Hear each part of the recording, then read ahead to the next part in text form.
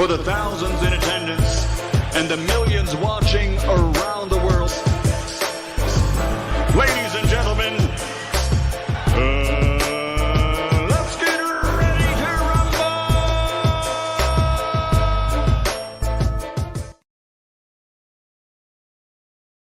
Our boy Coach Malachi Williams in the building, and we back. New Media Today USA Boxing. New Media Today USA Boxing, man. We back today, guys. We back. Just got through trying to do a little quick workout. I didn't get nothing too much accomplished, but I will later on today. Other than that, man, what's going on, everybody? Salute to everybody in the chat, man. Shout out to my sister, Lisa Bells. I see you, sis. Much love to Lisa Bells, man. Much love to that sister, man. Very, very good. Very, very good person. Very, very good personality. A very, very peaceful person. You know what I mean? I wish I was more laid back and peaceful like my sis, but you know, you guys know me, I'm a fireball. So just imagine me 20 years ago. You know what I mean? I was a real, real fireball. You know what I mean? But yeah, man, absolutely, man. Shout out to everybody in the chat right now, man. We're gonna let YouTube do what it do and make sure that you know, make sure. Let me see what's up, man. Let me see if this is can you guys hear this? Let me know if you guys can hear the salute. If it's too low, let me know. You know, I don't know, man. You know, I mean, you know what I'm gonna do? I'm gonna try to, if it's too low, I'm gonna see what I can do to make sure that salute one more time. A round of applause.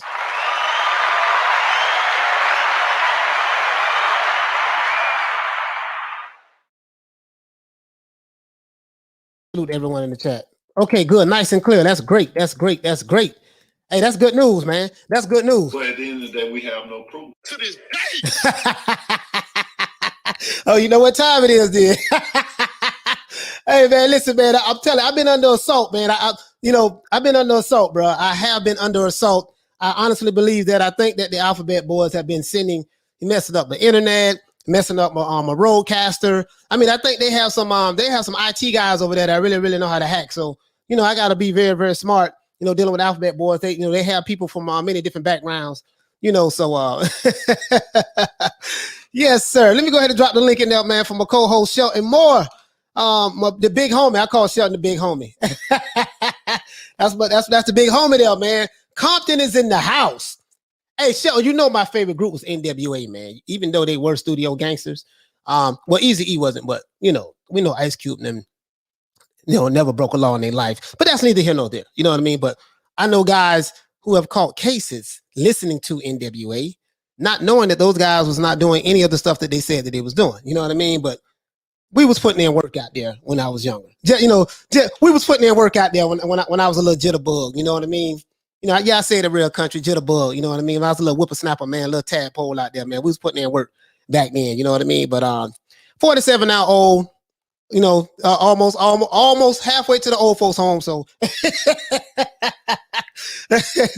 shout out to my co-host. Now, as a matter of fact, you know, let's give him a proper introduction. Shout out to my big brother, the big homie, Shelton Moore from Compton, California.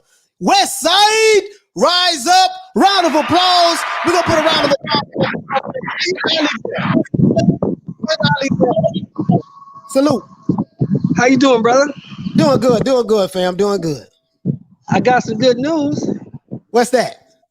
Went back to the gym today. Oh, okay. First day in the year. First day in the year. I healed up, ankle feeling decent. I went and got on the treadmill for about 20 minutes. Yeah, that's good. Gotta start it off slow. You know, my old man now. Yeah, you know, the hardest part is starting. You know, man, once you start, man, that's the hardest part, man. So, you know what I mean? So that's the hardest part, bro. Yeah, I think I'm going to go back for round 2 a little later on today, man. Just try to get the blood pumping, you know. I was hurt with that torn tendon, so I couldn't do nothing. You know, walking is the best thing that you can really do. Like I try to do a lot of walking. I have lower back issues. I'm gonna tell you guys something, man. You know, I used to live heavyweight. You know what I mean? I was squatting squatting 450. I think my max is 450. This was this year. I was squatting that this year, like February, right? I just squatted 405. I just squatted 405 about probably like a month or so ago. But what I'm doing now, guys, I'm backing up off of the heavyweight because I'm 47 now. So a lot of guys who I worked out with and trained with, they're older now. They have like tendonitis in the elbows and the knees and stuff like that. So at my age, you don't need to do all that heavy shit. It's about working smart, not trying to lift heavy. But anybody who has worked out in the gym, Shelton, you probably could attest to this when you was younger. A heavy weight is addictive. It's very addictive, bro. It's, you can get and you feel like when you don't lift nothing heavy, you feel like you're getting weak, and you feel like you falling, like if you miss two days from the gym, you feel like you falling off and stuff like that. They call it bigorexia. Bigorexia is a psychological thing that goes on with weightlifters who when they're not, if they miss 2 or 3 days from the gym, they don't have that pump anymore, and they feel like they have gotten small. So I'm telling you, man. But other than that, that's it, man.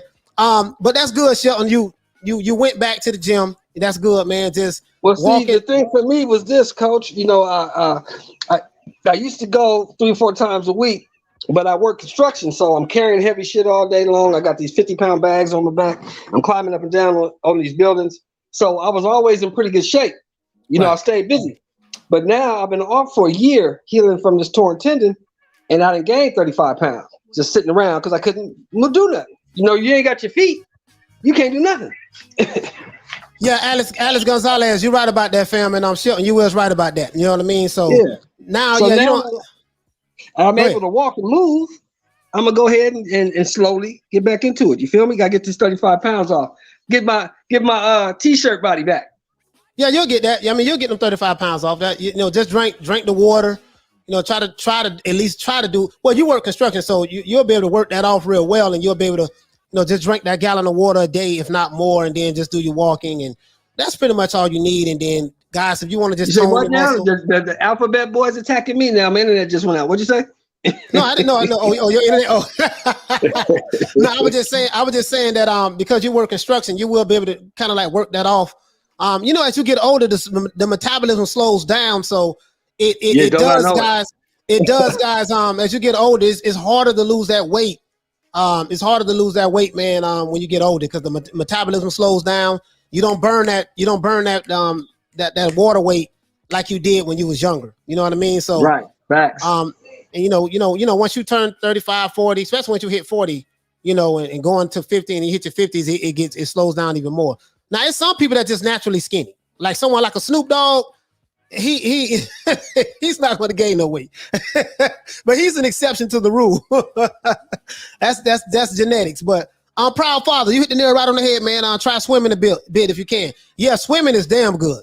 It's really good for cardio. So I need to incorporate swimming into my exercise. You know what I mean? I really do. So I'm gonna take your advice, proud father. I'm gonna take your advice. We're gonna get back into it, baby. We're gonna be walking on Venice Beach, looking good this summer. Hey, Karma Serene say take some clenbuterol to get you together. The clenbuterol has side effects. Hey, Karma Serene, this is some real stuff. I'm fixing to tell you a true story. Yeah. I had a homeboy taking that took some clen, right? This was about I want to say about 10 years ago. This was before it got popular in boxing or whatever. Well, clen is really good to cut weight. The only problem is it has some serious side effects. It would give you you will have panic attacks. You'll have panic attacks. You know what I mean? So he was telling me about it, right? But he never had any side effects from it. So this was about 10 years ago. So I tried some one time, right? And bro, let me tell you something. I'm telling you from experience, man. I'm a guy who's like very healthy. The most I've ever done was weed. Man, I took one of those clenbuterols. It was about 10 years ago. It was real. It's very, very small. Like that, right? Bro, let me tell you something. Bro, I went to crying. No, serious. You would have a panic attack. If you ever used it, I'm telling you, you would have a panic attack if you're not. Bro, your heart rate speeds up. You'll think you're about to die. I thought I was going to die, bro. I was just going through emotions. You know what I mean? And I feel you, because I remember, in my trade, right? The guys are real heavy on them energy drinks. The Monster, the Red Bull, that type of shit, right? But I'm a natural dude, so I drink my coffee in the morning, take my ass to work. I don't even need till 9 o'clock till I get my first break. Right. So I said, let me see what one of these energy drinks is all about. Man, I drank that Monster. I was like this till about 11 o'clock. I said, never again. That was like 10 years ago. Never again. I can't mess with none of that hype you up stuff. I can't mess with none of that. You know what I'm saying? I'm not damn sure not taking no Combuterol Karma because something might stop working. So I'm cool on that. No, that clean. Hey, shout out to Kurt. Shout out to Kurt Anderson, man. Hey, shout out to my brother Kurt. My man. Kurt, what's going on, man? We gonna talk boxing, guys. We gonna talk boxing. Yeah, you can't take it. Hey, listen, I even tried some back in the day. You remember I used to drive trucks, right, guys? And I used to have to get up early in the morning, like 3-4 o'clock, in order to carry my load. And sometimes we used to take stuff called no-dose. No-dose was something that a lot of people used to take back then, right? No-dose is very, very high in caffeine. Now, I'm a guy that don't take anything, right? And I take my supplements like like creatine. I take that to this day. I'm gonna show y'all all of the stuff I take. I have it out there. All of the supplements that I take. I take about 10 different things. For cholesterol to HDL cholesterol, LDL cholesterol. Speaking of that, I'll be right back. Okay, cool. Go ahead, Chef. Yeah, so man, so caffeine is too strong for me. I can't even handle caffeine, right? So I can't I've learned not to take certain things. I take my vitamin D, I take horny goat weed, I take maca, I take nitric oxide, I take my mind is going blank. I need to get my stuff. My mind is going blank. Literally, like I take like many different supplements. And I've been taking them for years, and they make me feel good. Really had me, had me right. You know what I mean? So I'm a naturally energetic person, but I need sometimes I'm so used to taking this stuff because I've been taking it for like 15 years now, right? And again, I work out real heavy. I superset everything. So if you work out with me, I'm gonna go easy on you. You know what I mean? But I worked out with big guys who they train like that. They really train like that. Like we're gonna do dumbbell curls, right? We're gonna do dumbbell curls, right? Once we do that, then we're gonna go right into the hammer curls. Once we do that, then we're gonna do iso curls. Once we do that, we're gonna do incline curls, and then that's one set. And we're gonna do 10 to 12 reps. That's just one set. So you're gonna go one exercise to another exercise to another exercise to another exercise, and that's one rep. You know what I mean? So, and I work out like that to this day. That's one of the fastest. You're doing the supersets, yeah, and burnouts and shit. I know what you're talking about. Supersets, or they call them drop sets. That's what I need. You know what I mean? That's what I do, and I'm addicted to that. That's what I do. So the diet is everything. The diet is, especially if you're a woman. You know what I mean? But the diet is everything. But when you reach a certain age, depending on what your genetics are, depending on because a lot of stuff is genetic. So some people can lose weight a lot faster than others, depending on like me, guys. I'm only 5'6". Right, I'm not a tall guy, but I'm like 175, 12% body fat, right? So, but I work out real hard, train real hard, and I'm addicted to it. I even incorporate, like a lot. I do a lot of the punching bag stuff like that. That hit the punching bag, man. You try to go like get on the punching bag and you just keep punching. Just keep punching it, just tapping it. Then pop, pop, pop, pop, pop, hitting it for like maybe 10 minutes straight till your arms burn out.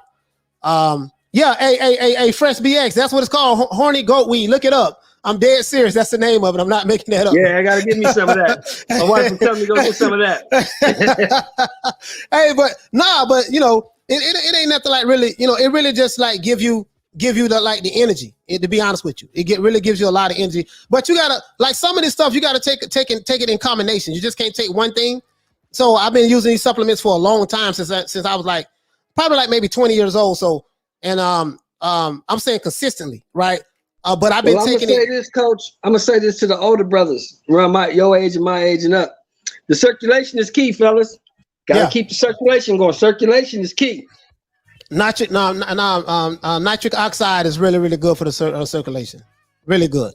Keep the blood flow going. You need that. You really need that. You know what I mean? So, but anyways, let's give everybody a shout out. Shout out to my brother. Shout out to my brother, man. Ronald Finkley for the super chat. Salute to you, my brother, man. Ronald Finkley for the super chat, man. We really appreciate that, fam. Let's go ahead and give everybody a shout out Shelton, before we get right into the topic of about Jermell Charlo.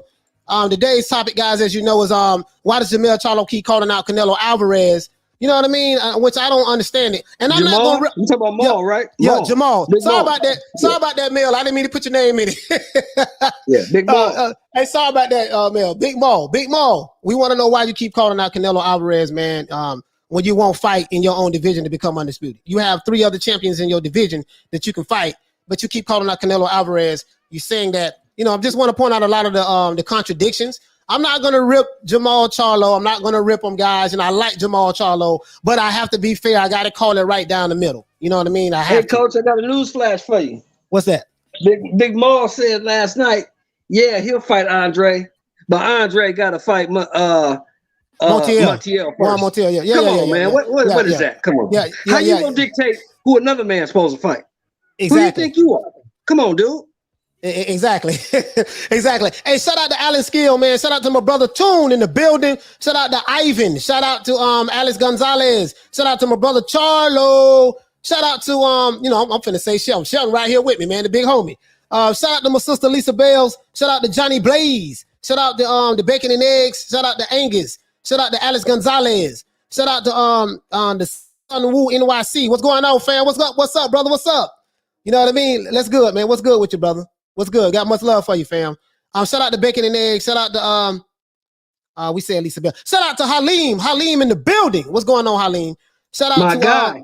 Big Plans, Little Drive.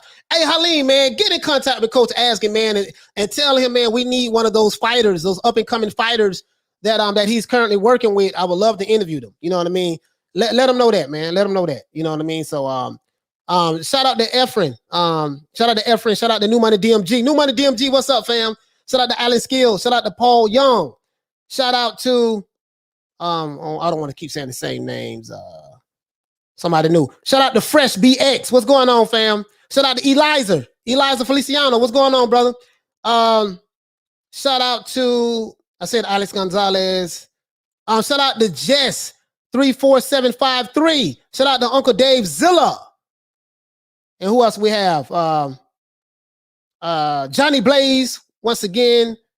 And I think that's it. Shout out to Proud Father. Shout out to Paul CX. What's going on, Paul? And shout out to Vanilla Friday. Vanilla Friday. Shout out to my sister Karma Serene. Ali Bell for Karma Serene, man. Lisa Bells. You know, we always got to salute the women. Shout out to Vanilla Friday. Shout out to my brother Ronald Finkley. Shout out to you, fam. Shout out to Big Kurt. Big Kurt in the building. Kurt, if you want to jump in, let me know. So we can chop it up about boxing. We're just gonna talk strictly boxing today. And you're not gonna get political today, Coach? No. We're just gonna talk boxing, man. You know, I'm trying to get away from the politics. You know, hey, shout out to Caesar. Shout out to Mo Lester. And shout out to Mark Nash. Mark Nash, what's going on? Hey, man, Mark Nash, what's up, man? Hey, come on in here, man. Hey, man, listen, we gotta get. Wake up and come on, get on the link, man. Wake up. Hey, he go to link. Hey, Kurt and Mark, man, y'all come on. Hey, Lisa and Karma, if y'all want to come on, y'all jump in too. You know what I mean? I just dropped the link, man. I just dropped the link. OG, double OG, quadruple OG. What's up, fam? My guy, OG, what's happening, baby? OG, what's going on, man? Shout out to Elvis. Shout out to Eric, Lorenzo. Shout out to Jay Rodriguez. Shout out to Jay Martinez. And I think that's it for now. Oh, shout out to Aaron Crowley. And I think that's it for right now, man. So yeah, Mark, I just dropped the link, brother. Hey, thank you so much for that information, man. You know what I mean? What you gave me.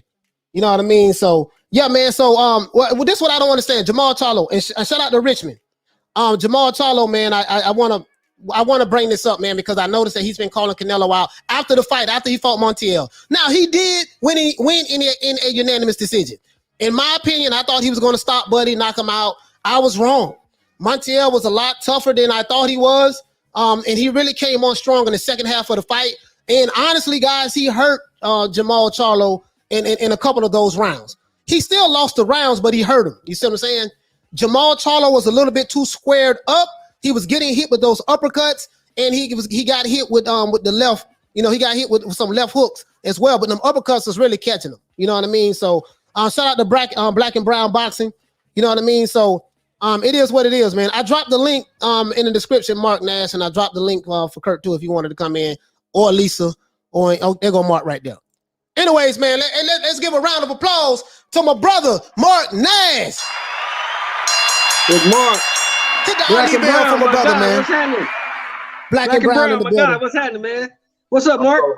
I'm so humble. How y'all brothers doing this evening? Hey, doing good, man. I'm so happy to have you here, man. I really am, man. That's, Mark Nash be asking some hell of a questions, man. Asking some really good questions. The brother, you know what, man? Mark, let everybody know what your channel is, man. Hey, coach, keep it clean. Mark Nash be trying to stir the pot. Oh yeah. I'm not cursing or anything. You know that. I know YouTube be tripping, man. I'm not trying to do that. Rocket Andrade, shout out to you, fam. Mark, go ahead and let everybody know, man, who you are, your social media contacts, stuff like that. Absolutely. First and foremost, thanks again for having me on your channel. Your panel means a lot to me and my audience when they can see this logo over here with talented brothers such as yourself. My name is Mark Nash, MarqNash, host of Breaking Beats. You already know it's Breaking the Beats, where we break down business, entertainment, art, technology, sports, and pretty much anything else we feel like squeezing into those letters. Breaking Beats is a hip-hop political sports show with a comedy twist. We go live Monday, Wednesday, Friday, 10 p.m. We try to end in 2 hours, but sometimes we have a good conversation, a phone line popping, and we go a little bit longer. Pause. But yeah, man, it's great working with you. Doing the simulcast over there with Major Key, and yeah, man, I look forward to working with you some more. We got a big interview today as well. So that I'm doing on my channel. It's not going to be live. It's going to be pre-recording. So I'm going to send a link in our group chat, and hopefully you can be a part of that too. We got Anthony Dyrell coming to the studio today, so that's going to be dope, and hopefully we can have a good conversation with him. Yes, sir. What time is it, Mark? What time is 6 p.m. 6 p.m. 6 p.m. Okay, 6 p.m. Okay, cool. Yeah. Drop the link. I was invited. Lady Shan has something going on too, but what I'm gonna do, I'm gonna definitely come on because I have to support you. Send you a super chat as well. And then I'll be over there. Absolutely. Because I'm not gonna run too. Yeah. Don't trip, coach. I got Chan. You just go ahead and handle your business. I got Chan. Okay. Yo, hey, man, Rock 813. What's up? Hey, now, Rock 813. Now, this brother here from Tampa. As you guys know, I'm from Tampa, Florida, West Tampa, Florida. You know what I mean? That's why I was born and raised in West Tampa Housing Projects, 1974. So, anybody, this brother Rock 813, he's from Tampa. So, but I lived all throughout the state of Florida, and you guys know, in Miami and stuff like that. So it is what it is. I have family all over the state of Florida, to be honest with you. But yeah, man, hey, Mark Nash, I want to ask you a quick question, brother. What do you think about Jermall Charlo? And again, I'm not ripping Maul. I'm not ripping you, bro, but I gotta call you out on what I see is I don't know, maybe clout chasing, some contradictions. 1 minute you call out Benavidez and you say you'll beat him. Next minute you say you're not a 168 pounder. Next minute you say, well, you're not going to fight him unless he take the COVID shot. Next minute you say you're not going to fight anybody under 25. Okay, cool. Then you said you'll move up to fight Canelo Alvarez, only to turn around and say, okay, now I'm a 160. Then you called out Canelo Alvarez after the Montiel fight. But then you say if Canelo is willing to come down to 160 pounds, knowing damn well that Canelo's the A side, he's not going to come down to 160 pounds to fight you. When Canelo was in your weight division, you did receive an offer from Canelo to fight him, and you turned it down. How do I know? Not only did Eddie Hearns, not only did De La Hoya say it, but your brother said it, Jermell Charlo as well, right? So that ship has probably sailed, as it relates to the Canelo fight, especially if you're not going to move to 168. Now you're saying that you have. My only issue is, guys, Mark, is this: you have 3 other champions in the middleweight division. The middleweight division is pretty much dead. And the reason why it's dead is because nobody's really fighting anybody. The champions are not fighting anybody. So if they commit to fighting each other, the middleweight division would be popping. But because it seems like we have this kind of cold war going on in the middleweight division, it's not really popping. Now, Triple G is fighting Murata in Japan later on in the year. But that's way in the end of the damn year. And Triple G, we hardly see him now, right? So I think that the best move to make would be for Jermall to fight Boo Boo Andrade.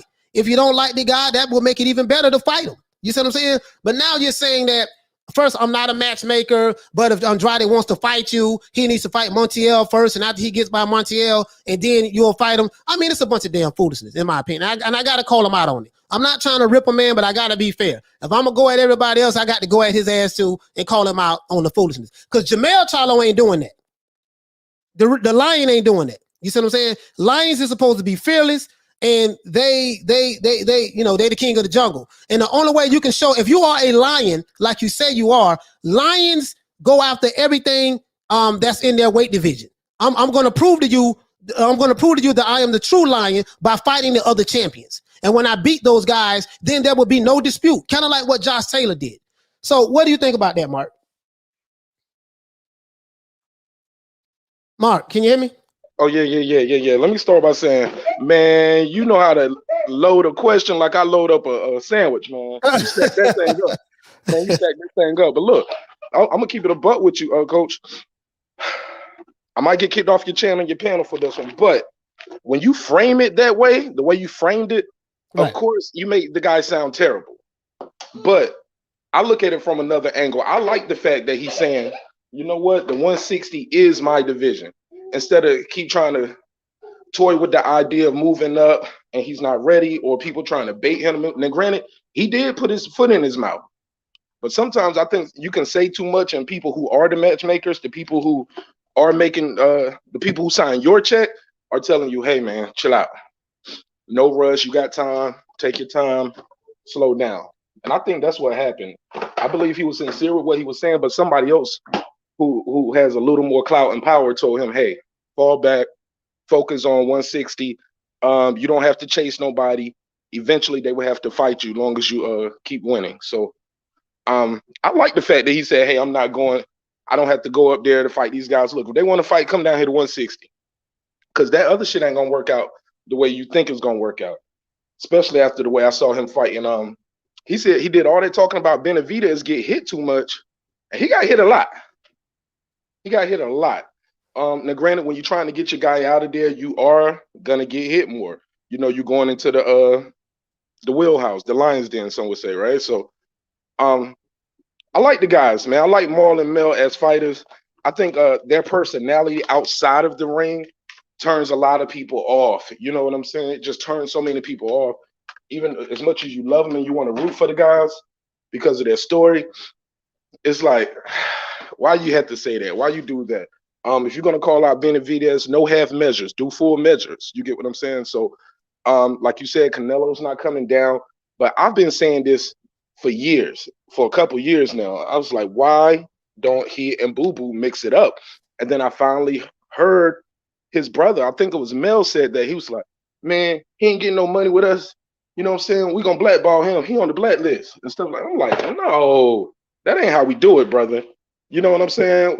Just saying we don't want to get no money with you, that's the new duck, I think. You get what I'm saying? So, well, I don't like you, so I ain't going to fight you. Like somebody said that about Thurman. I heard somebody say that, the Charlo said about Andre.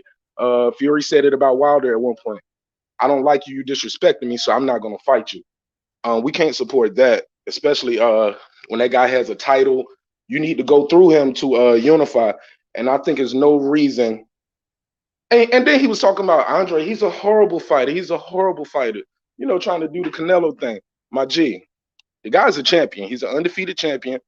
There's no reason why you guys shouldn't mix it up. I think it's a damn shame and a disgrace that you got these guys right here in their youth and in their prime, just not mixing it up. Everybody's chasing this one guy, Canelo. In the meantime, Canelo's adding more and more to his legacy.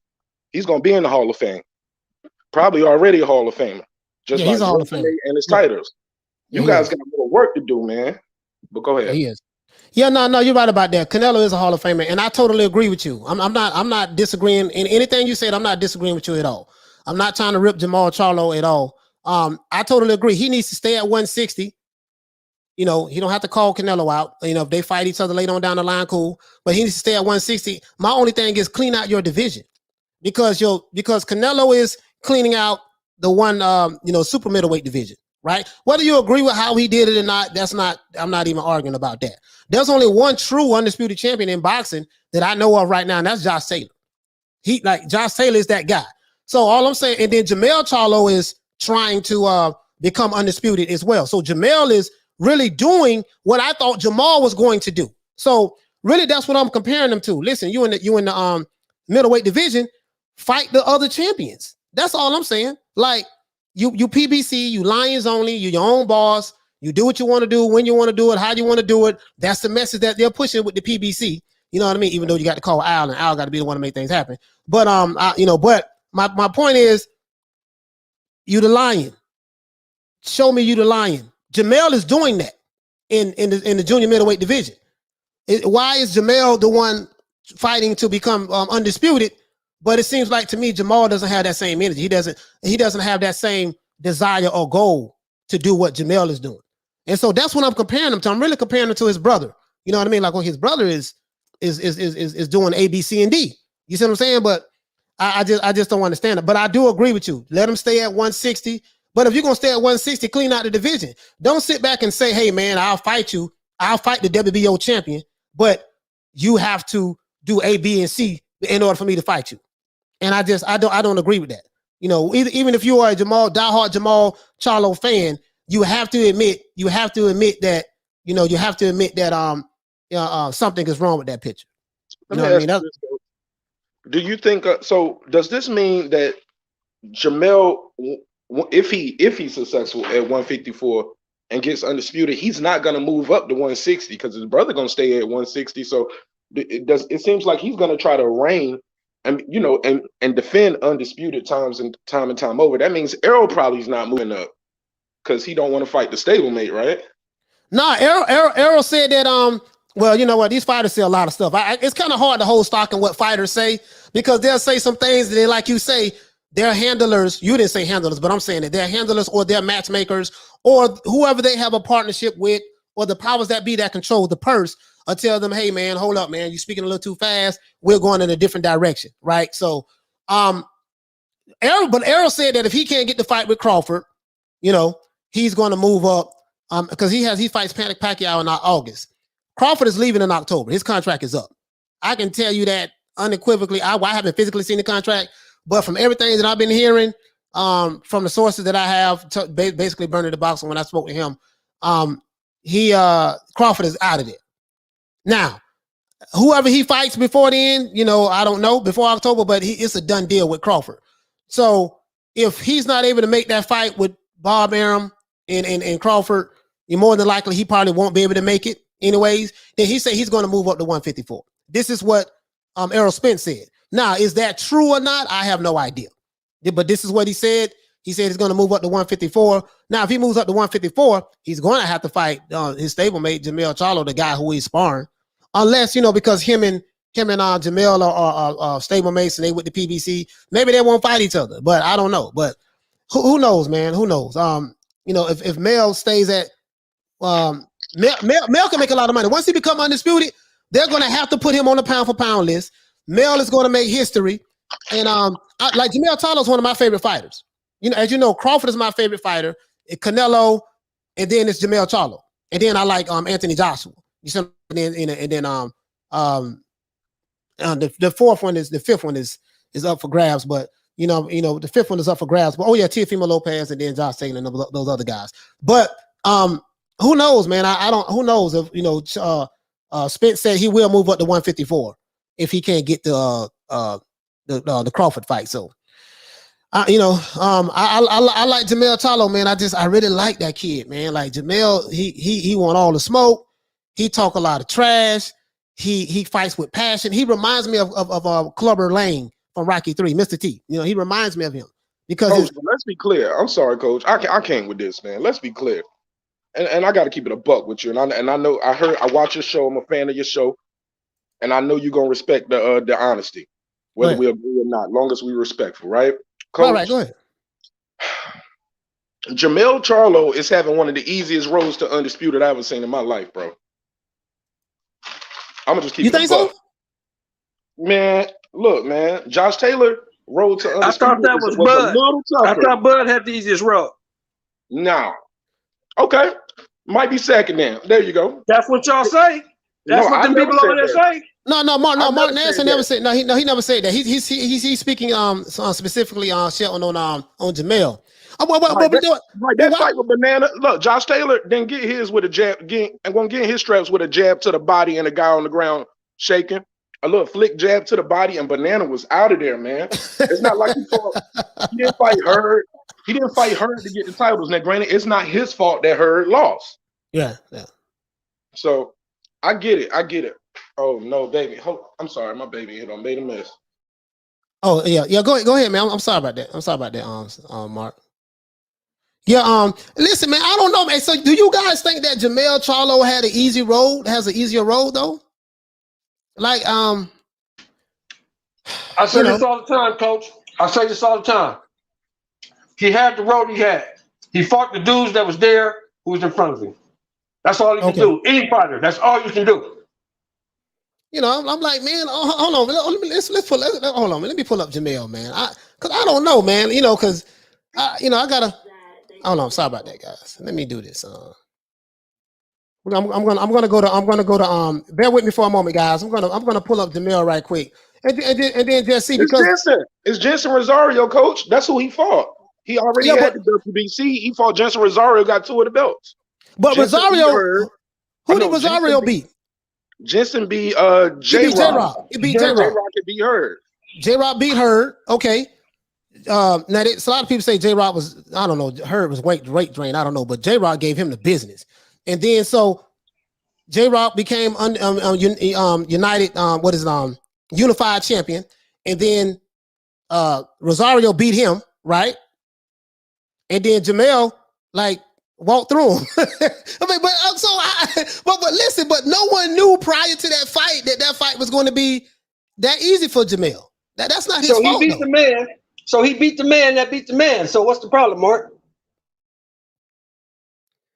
Mark, that's all I'm saying. Like respectfully, I get it. You guys have a point, but I'm just saying that fight was not no Taylor Ramirez type thing, and I don't see this one being that type of fight neither. But hey, look, I'm a fan of the guy. I'm glad that he's getting the straps. I'm glad that we're getting one champion, one face, one name, like they say. But I'm just saying, man. I'm glad he's gonna defend. He said he's gonna stay at 154, right? Because he ain't gonna go up and fight his brother at 160. So there's a lot of guys who's gonna have to the road to championship is gonna go through Texas, and I ain't mad at it. I'm just saying, banana is how you got here, bro.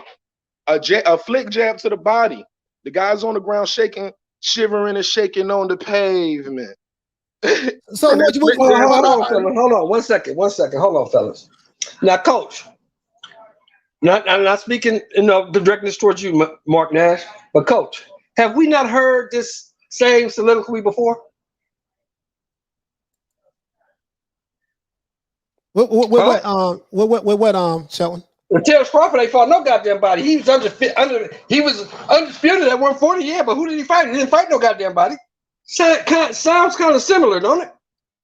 Yeah, it do sound similar. They said that about Crawford. He ain't fought nobody, and then he haven't fought anybody at 147 yet. So what's good for the goose, good for the gander, though, brother. Yeah, it go both ways. Yeah, it go both ways. It go both ways. You can't have one set of rules for somebody. I understand, Mark. I understand exactly what you're saying. I do get what you're saying. All I'm saying, brother, is this. No one knew prior to him fighting Rosario that it was gonna be like an easier cakewalk for him. I honestly thought that was gonna be a tough fight for him. You know what I mean? I'm gonna be honest with you. And he stopped him. He stopped him easily with a body shot. But listen, De La Hoya got stopped with a body shot when he fought Bernard Hopkins. Them body shots hurt, man. brother. That was a left hook to the liver. We talking about a flick jab to the abdomen. That dude was on the ground shaking like he was having a seizure, coach. And this wasn't no hook to the liver. This wasn't no hook to you broke my ribs type shot like Roy Jones with Virgil Hill, right? No, this is a flick jab to the body. He didn't even know he dropped him. But he had no drop him. That was like he had no drop him several times before that, twice. Right? Yeah, he had dropped him twice. Once earlier, then right there at the end of a round, he got him buzzed. Look, I like the guy, and I'm not trying to discredit his wins. And if I come across like that, I truly apologize to him, his fans, and his family. I'm just saying, this won't like Teo versus Loma. Okay, I get it. When Teo get all them belts, he earned it. No disrespect. Not saying the brother ain't earned it, but I'm just saying it's a different type of victory. That was different. Do you consider Teofimo undisputed? To be honest with you, man, no. I'm gonna tell you why. Well, I'm gonna put it this way. Let me take that back. He should be undisputed because Teofimo, because he beat the guy who had the WBC strap And from what I understand, when we was talking to Rockman last night, what did Rockman say? He say, "Listen, man, you cannot. If you beat the man who beat the man, you the man." And when Lomachenko, he didn't lose his strap. He relinquished the belt, and he relinquished the belt. So no one beat him for that WBC strap. And Devin Haney, they're saying that he got gifted the belt. That's what people are saying. He got gifted the belt, and so I can understand that. I can understand that. So when you look at it in that aspect, yes, I will consider Teofimo Lopez as undisputed. That's a damn good argument. I will consider him. I don't. Why is that? Because if you got somebody running around with a belt saying they're the champion, and you believe that you're the champion, you get rid of all these mandatories and all these other fights. Since you're the franchise champion, you really don't have to fight a mandatory, and you go fight that dude and clear that shit up. So there ain't no dispute. So until he does that, it's a dispute. He's not undisputed. There is a dispute. But what about what Rockman said though? Remember what he said last night, Sheldon? Look, his take on it. Coach, we come from the old school. Yes, sir. If somebody was running around with a belt saying they was the champion in 1973, the heavyweight champion, what would have happened? In 1973? Yeah, they got to see Ali. That was Ali's time on it. No, Ali didn't have the belt of 73. I think Frazier had it. Yeah, Frazier had the 73. Well, let's say 74, 75. Let's say 67. Right. Let's say 75. Anybody run around there saying they was the champion when Ali was around, what would have happened? You got to come see me. You got to come see me. Champion. Yeah, I'm the champion. Yeah. You know what I'm saying? So Teofimo can make up all the excuses he wants. He can use the business of boxing. That's fine. You can do all that. But that man say he's the champion. If you say you're the undisputed champion, go handle your business. Because you did not have to fight Kambosos. You chose to fight Kambosos because you claiming that franchise title, and the franchise title gives you the opportunity to make any fight you want. Okay, Mark Nash. You chose that fight. Hey, listen, Mark, let me ask you a question, because that's a valid argument, right? Because I'm going to be honest with you guys on this chat. I'm confused as hell. I'm going to tell you why I'm confused. The root of my confusion comes from Mauricio Suleiman. Now, we do know that the franchise belt is something that they just invented out of thin air, right? And the franchise belt is not supposed to be transferable. So they elevated, whatever the hell that means, they elevated, they created a new belt out of thin air, elevated, Lomachenko to be the WBC franchise champion. So he ended up dropping the real championship belt. Devin Haney has that strap. And just like Bruce Leroy, the real McCoy say, I'm glad you said that. It's not Devin Haney's fault that Lomachenko dropped the WBC belt. He dropped the championship belt. That's not his fault. Now, if he drops the belt, that means it's no longer in his possession and it's not his belt anymore. So if Devin Haney was to fight in an eliminator, or the belt was up for grabs and he beat somebody for the nationally recognized WBC strap, then that's his belt. That's a legitimate argument. The problem is Mauricio Suleiman created all of this confusion, guys, with creating these different damn belts.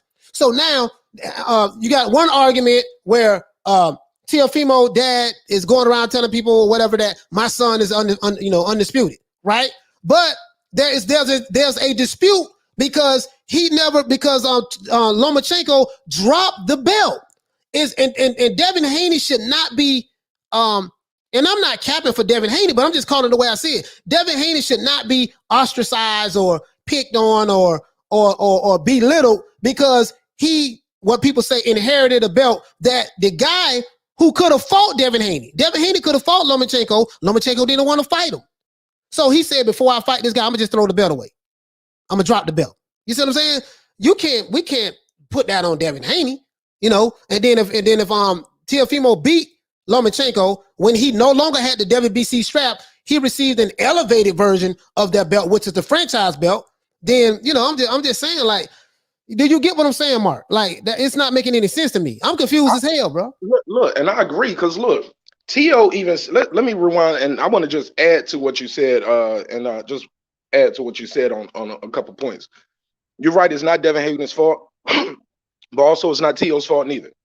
You know what I'm saying? He did what he had to do to get there. He didn't have no easy ride to get there. When he fought Nakatani and Comey, you know what I'm saying? Those were some good fights. You know what I'm saying?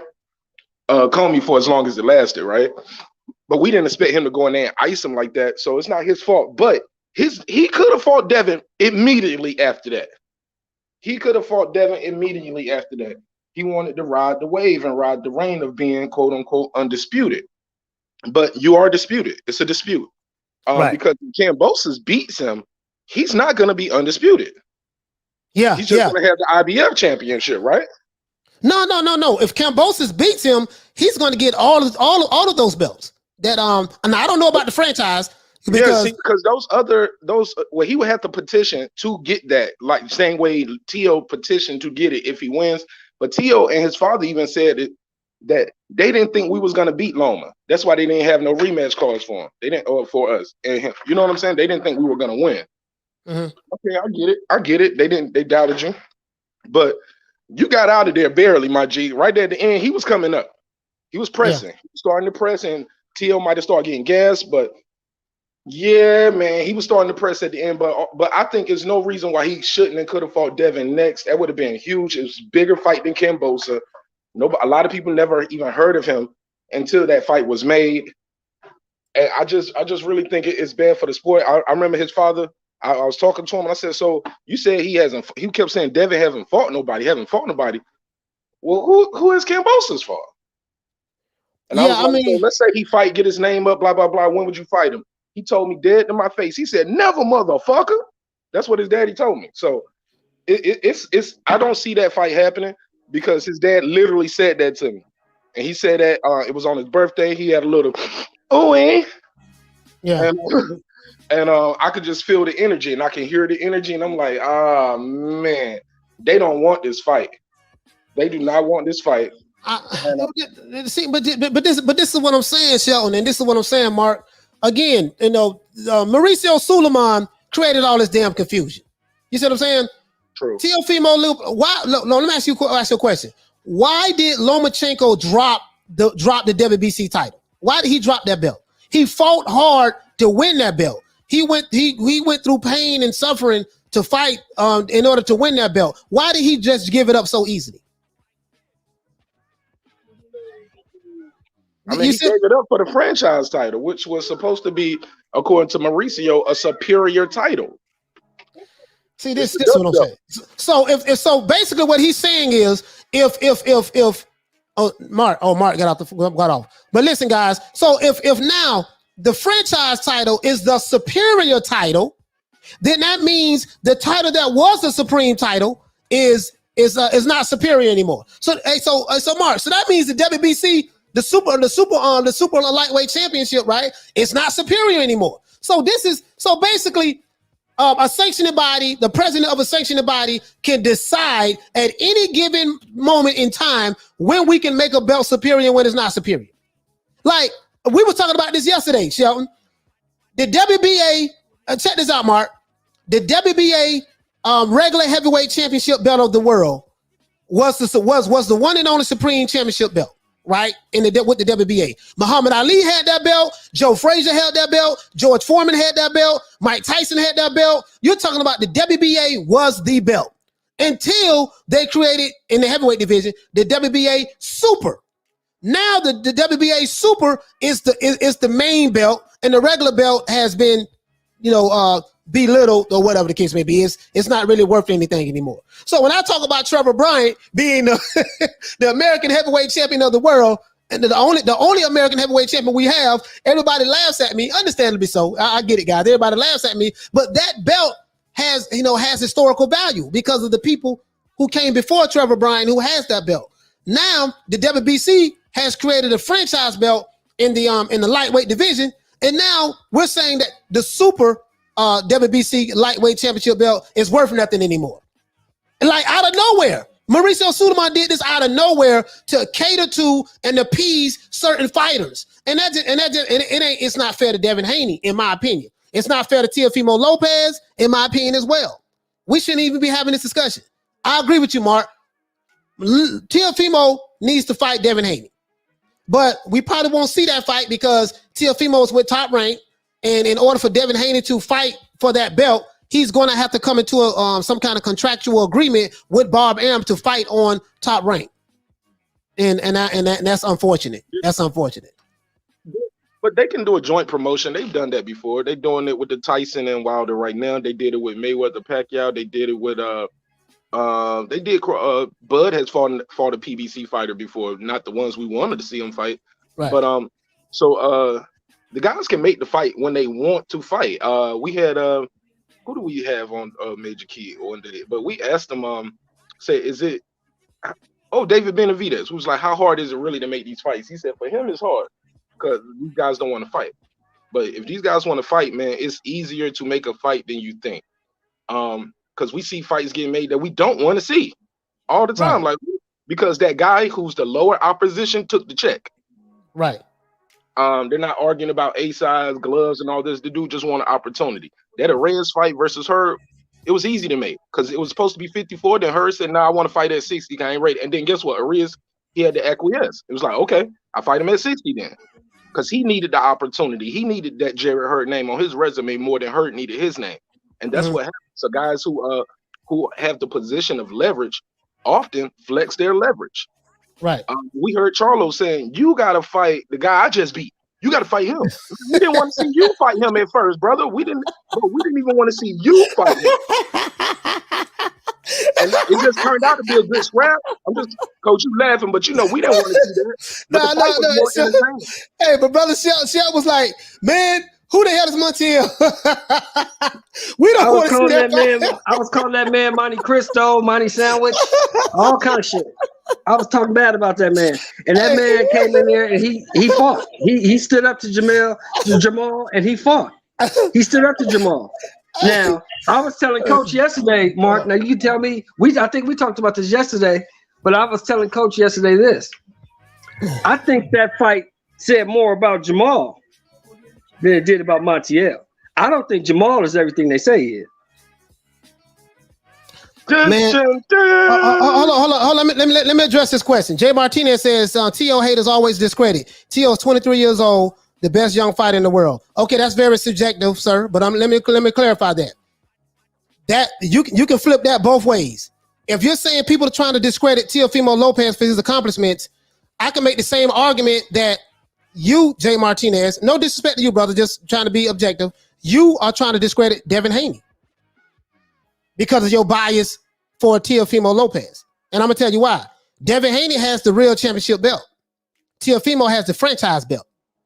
So why are people trying to discredit Devin Haney? You can flip that both ways. You see what I'm saying? People are saying, if Teofimo is the best young fighter in the world, as you say it, then prove it. Go beat that guy that's running around talking about he's the real champ. Right. Go beat him. Right. And so Carmen Serene said she said the franchise belt is not universally recognized, so T.O. can't be undisputed. And then Mauricio Suleiman even said himself that the franchise belt is a special designation. Shout out to Punch Drunk Boxing. Punch Drunk talked about that. He had Mauricio Suleiman on there. He said that's a special designation, right? That's a special designation. You see what I'm saying? So this is the belt that they just, he just invented. And I don't. And that's where the confusion lies. My thing is, I'm not mad at Teofimo Lopez. I'm not mad at Devin Haney. I'm mad at Mauricio Suleiman because that's where the confusion came in at. Do you get what I'm saying, Sheldon? You see what I'm saying? Like, yeah, you're on mute, Sheldon. Oh, definitely. I understand exactly what you're saying, and that's my point, and I'm gonna stick to it. And I don't care what anybody else thinks because it's my opinion. You can have yours. Hey, Mark, check this out. Bruce Leroy says that the franchise ain't even a belt. It's a status that allows you not to have Mandos. Wow. Facts. That's true. You said you're mad at Mauricio. I can't be mad at a businessman for making more money. He's in the business of boxing, man. So he's going to do what he has to do. I don't like it, but he's doing what he has to do. A bridger weight, so that's more sanctioning fees. Hey, look, we have interim championships when champions are healthy. I remember when the interim championship was supposed to be like, hey, if this champion is injured, you fight, blah, blah, blah. Now we have active champions. Wilder was active. And they was telling Dillian White, well, you're an interim champ. For what? The champion is active and was fighting. We didn't need an interim champ. We needed a number one contender and a mandatory. That's what you should have. Number one contender, mandatory. Not no, hey, you're the interim champ. You're the champ. You're the mandatory.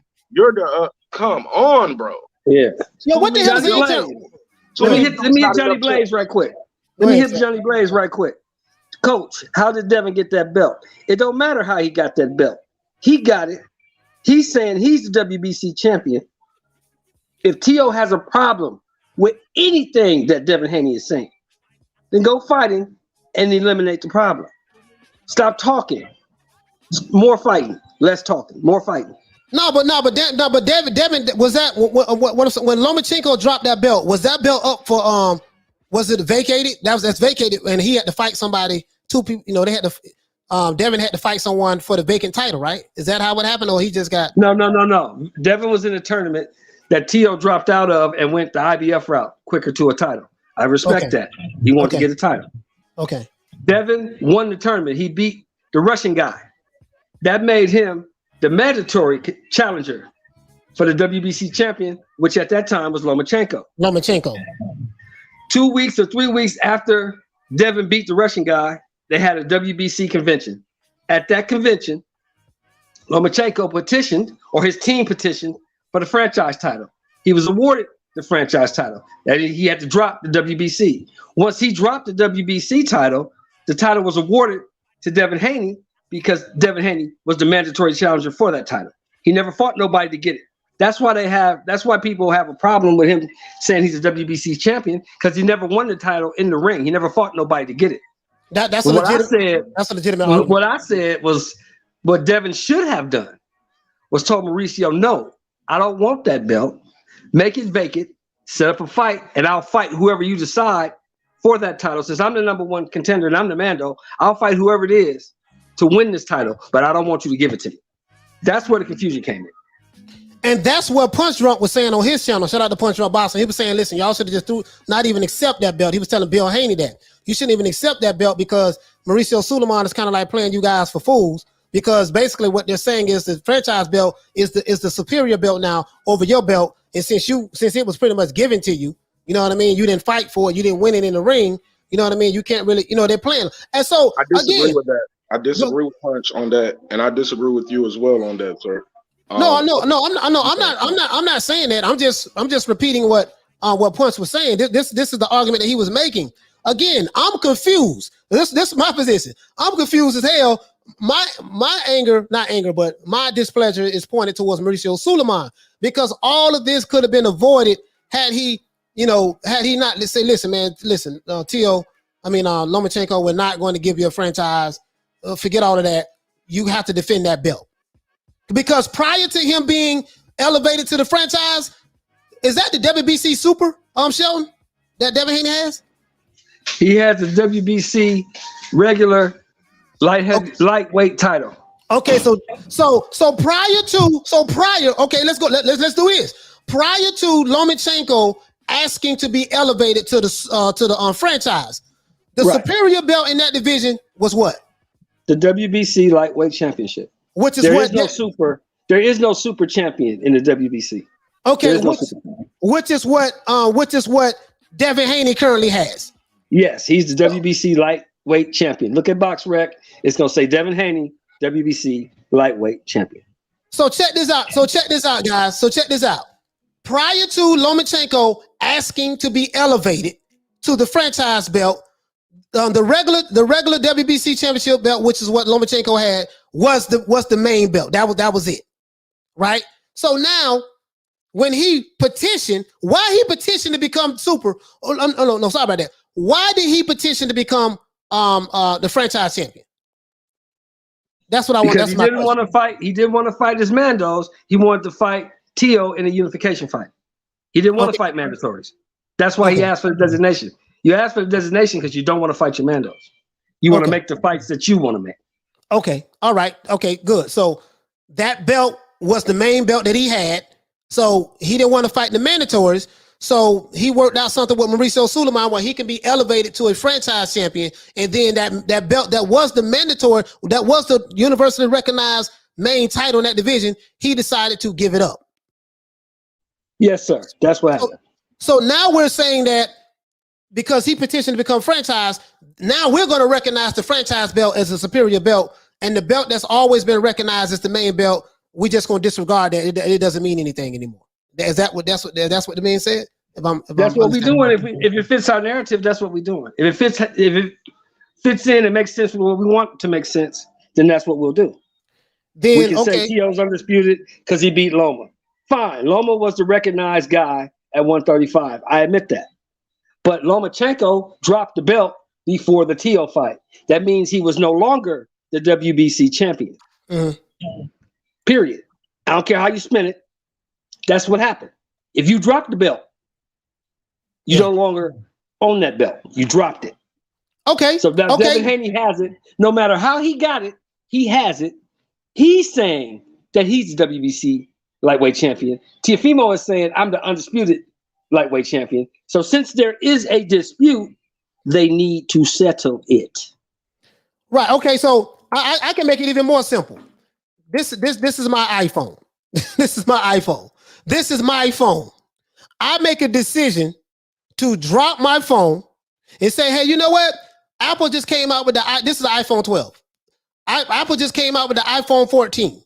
I want to give my phone up because I don't want to use it anymore, whatever the case may be, for whatever reason.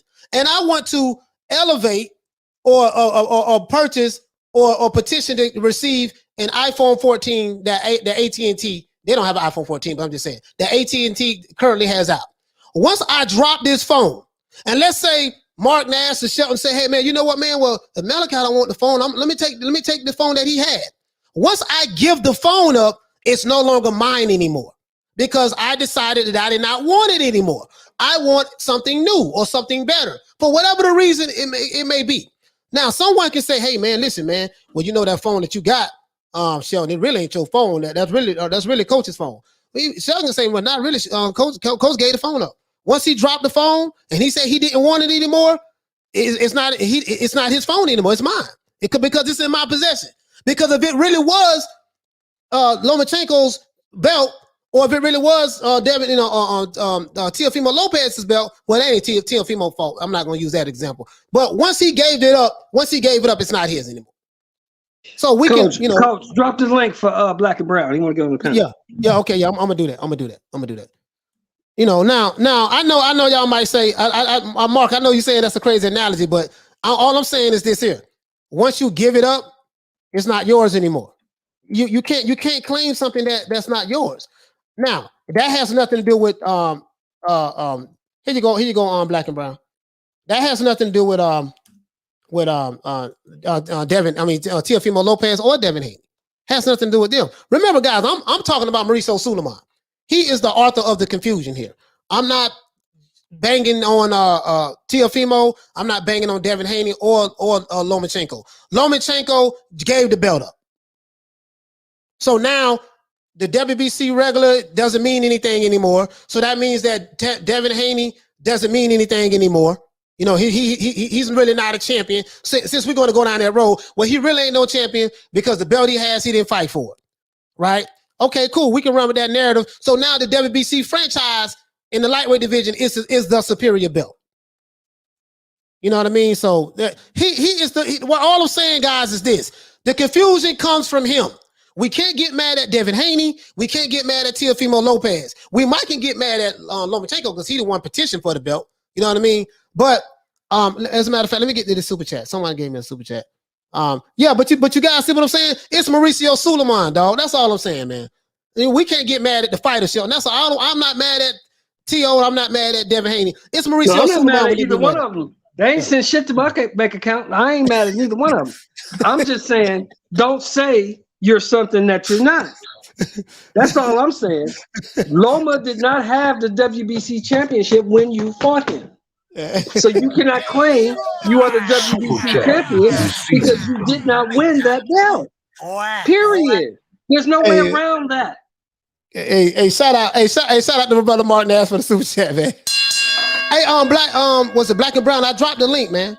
I dropped the link, so it's there, and I put your name on it. Hey, shout out to my sister, Karma Serene for the super chat. Super chat received. Karma Serene, I think she's agreeing with you, Shelton. She says there's no such thing as disputed, undisputed.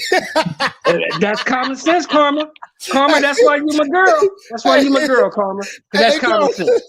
Listen, okay, let's do this. In the junior welterweight division. In the junior welterweight division, is there a dispute who is the undisputed champion in that division? And we all know the answer to that. No, it's not. Josh Taylor is universally recognized as the undisputed junior welterweight champion of the world. He has all the belts. I think he has the Lineal, he has the Ring Magazine, WBC, WBA, WBO, and IBF. There's no dispute. The reason why there's no dispute, because we don't have no franchise confusion going on there. In the lightweight division, we have the franchise, which murked all, which made all the water murky. You see what I'm saying? So, but anyways, round of applause.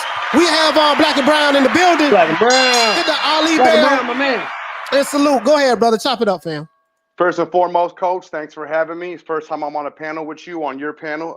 I know Mr. Shelton Moore and I know Mark Nash. Those are my boys. But thank you for having me on your panel. I appreciate it. Yes, sir. You're welcome, brother. You're welcome. Wait a minute. Before you start, brother, let me get the super chat out the way. Hey, shout out to my brother Charlo. Hey, Super chat received. hit the Ali bell for the super chat. Great conversation, great panel in chat. Yeah, thank you so much, Charlo, man.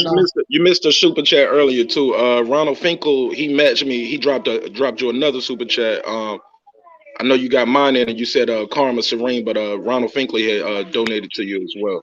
Ronald Finkley, man, I'm sorry about that, fam. Salute. Was it? He matched yours. Okay. Ronald Finkley, I'm so sorry, brother. I'm so sorry. Super chat. Shout out to my brother Ronald Finkley for the super chat, man. I really appreciate that, fam. I'm so sorry about that, bro. I'm trying to multitask and go ahead, Black. What's your take on this conversation we having, brother? Okay, well, first of all, let me just say how I do not support or like the franchise belt. It made 5 of fighters that I like in the sport of boxing. It made all 5 of them look bad.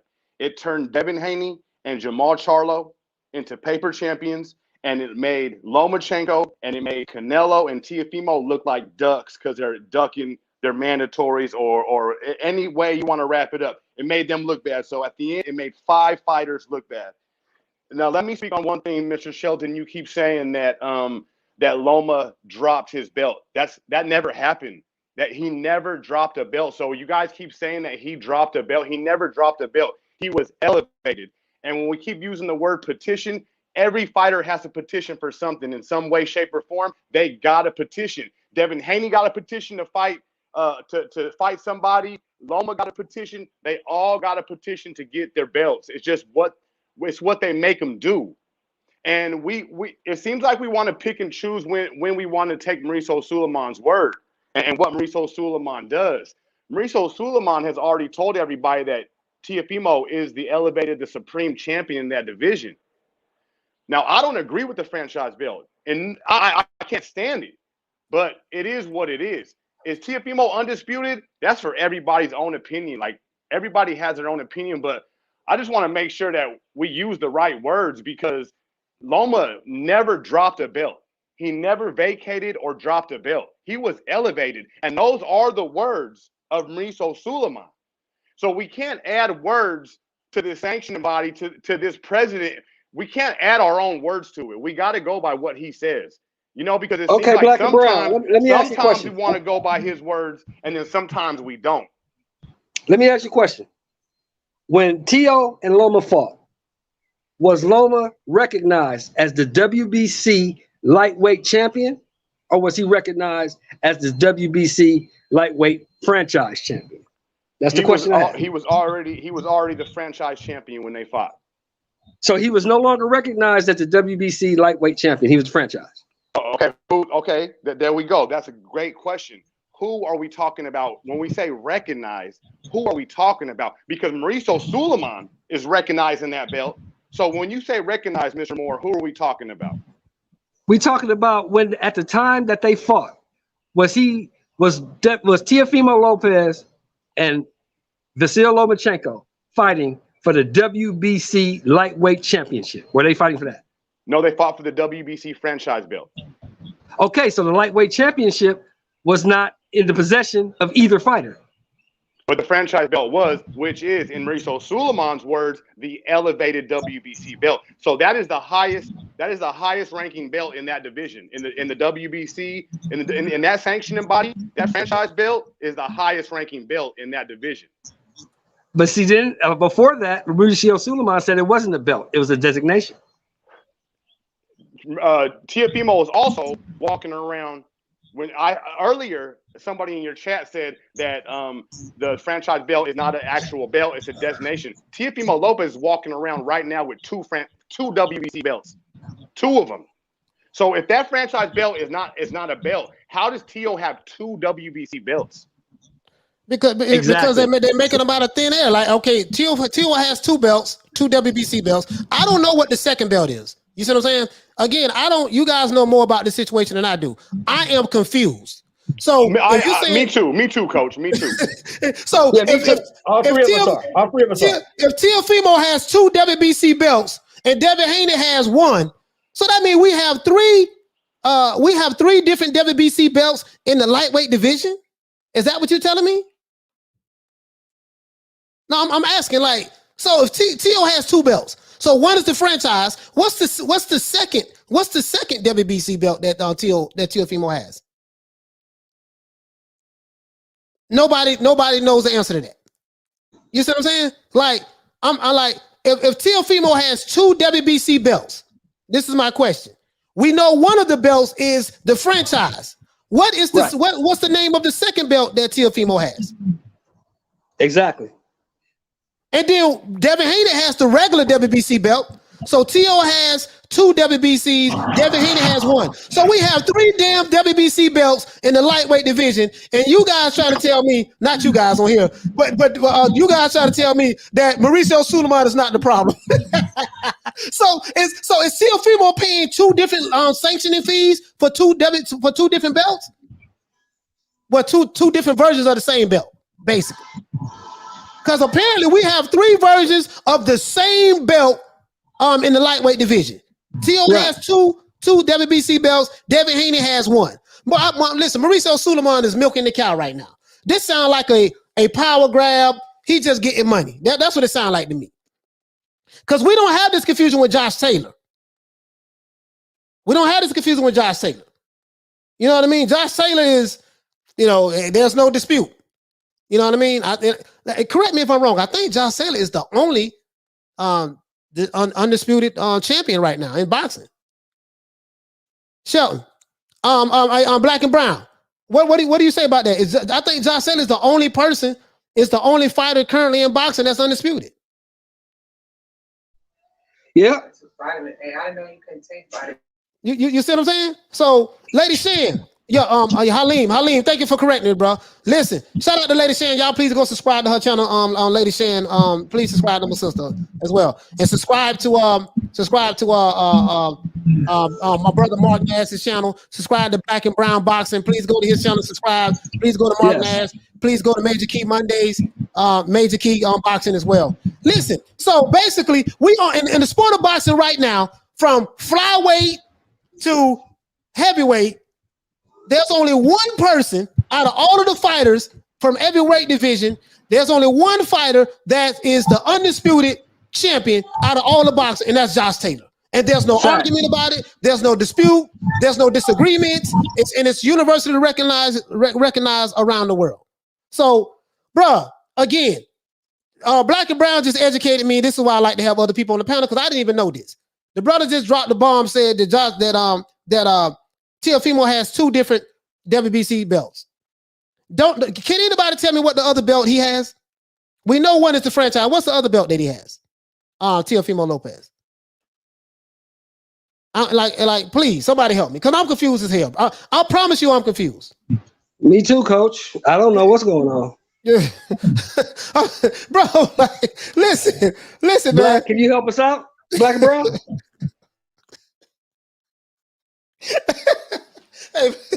Hey, Black and Brown, are you still there, brother? He might be Hold on. Ronald Finkley said he believed that it's the Ring magazine. It's the Ring. I don't think the Ring magazine is a WBC belt though. A Ring magazine is different. That's a different. That's not WBC, right, Shelton? No, the Ring magazine is a lineal championship. It's a lineal championship. Okay, cool. All right, you know what I mean. So anyway, I have what? I have 1, 2, 3, 4. I have 4. Hold on. I gotta show y'all this. I'm undisputed then. I'm undisputed right now, Shelton. I'm finna show you something.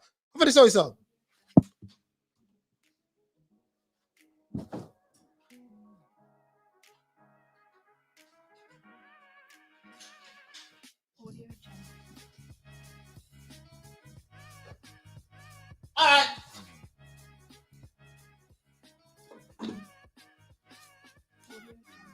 I'm the undisputed champion, y'all. I'm gonna show y'all right now. All right. This right here is my WBA. This right here is my WBA championship right here. This is my WBA title right here. So I'm undisputed. I have one. There's no dispute as it relates to me. There's no dispute as it relates to me. This is my IBF title. This is the IBF title. You see what I'm saying? I am undisputed. There's no dispute right here. You see what I'm saying? No dispute. All right? Okay. The IBO. I have the IBO as well, guys.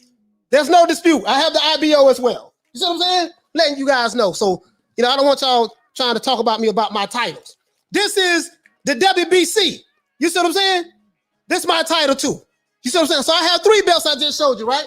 No, 1, 2, 3. I showed you 4 belts. Even got the IBO, and the IBO ain't really worth nothing. And this is the WBO. You see what I'm saying? Now, all of these are I am undisputed. You see what I'm saying? There's no dispute. So me and Josh Taylor are the only undisputed champions right now. That's all I'm saying. We are the only undisputed champions. So I'm going to put my titles over here, man, drop them right here on the floor. So what you're trying to tell me is Teofimo Lopez has 2 different versions of this belt. He has 2 different WBC belts. And then Devin Haney has one. So in the lightweight division, we have 2 people who have 3 different versions of the WBC title. This is why I'm so goddamn confused. That makes no sense at all. No. No sense at all. Hey, listen.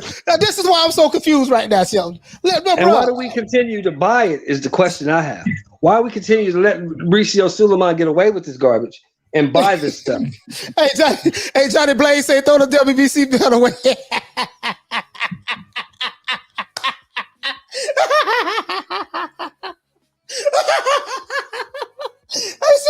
He telling me to throw my titles away.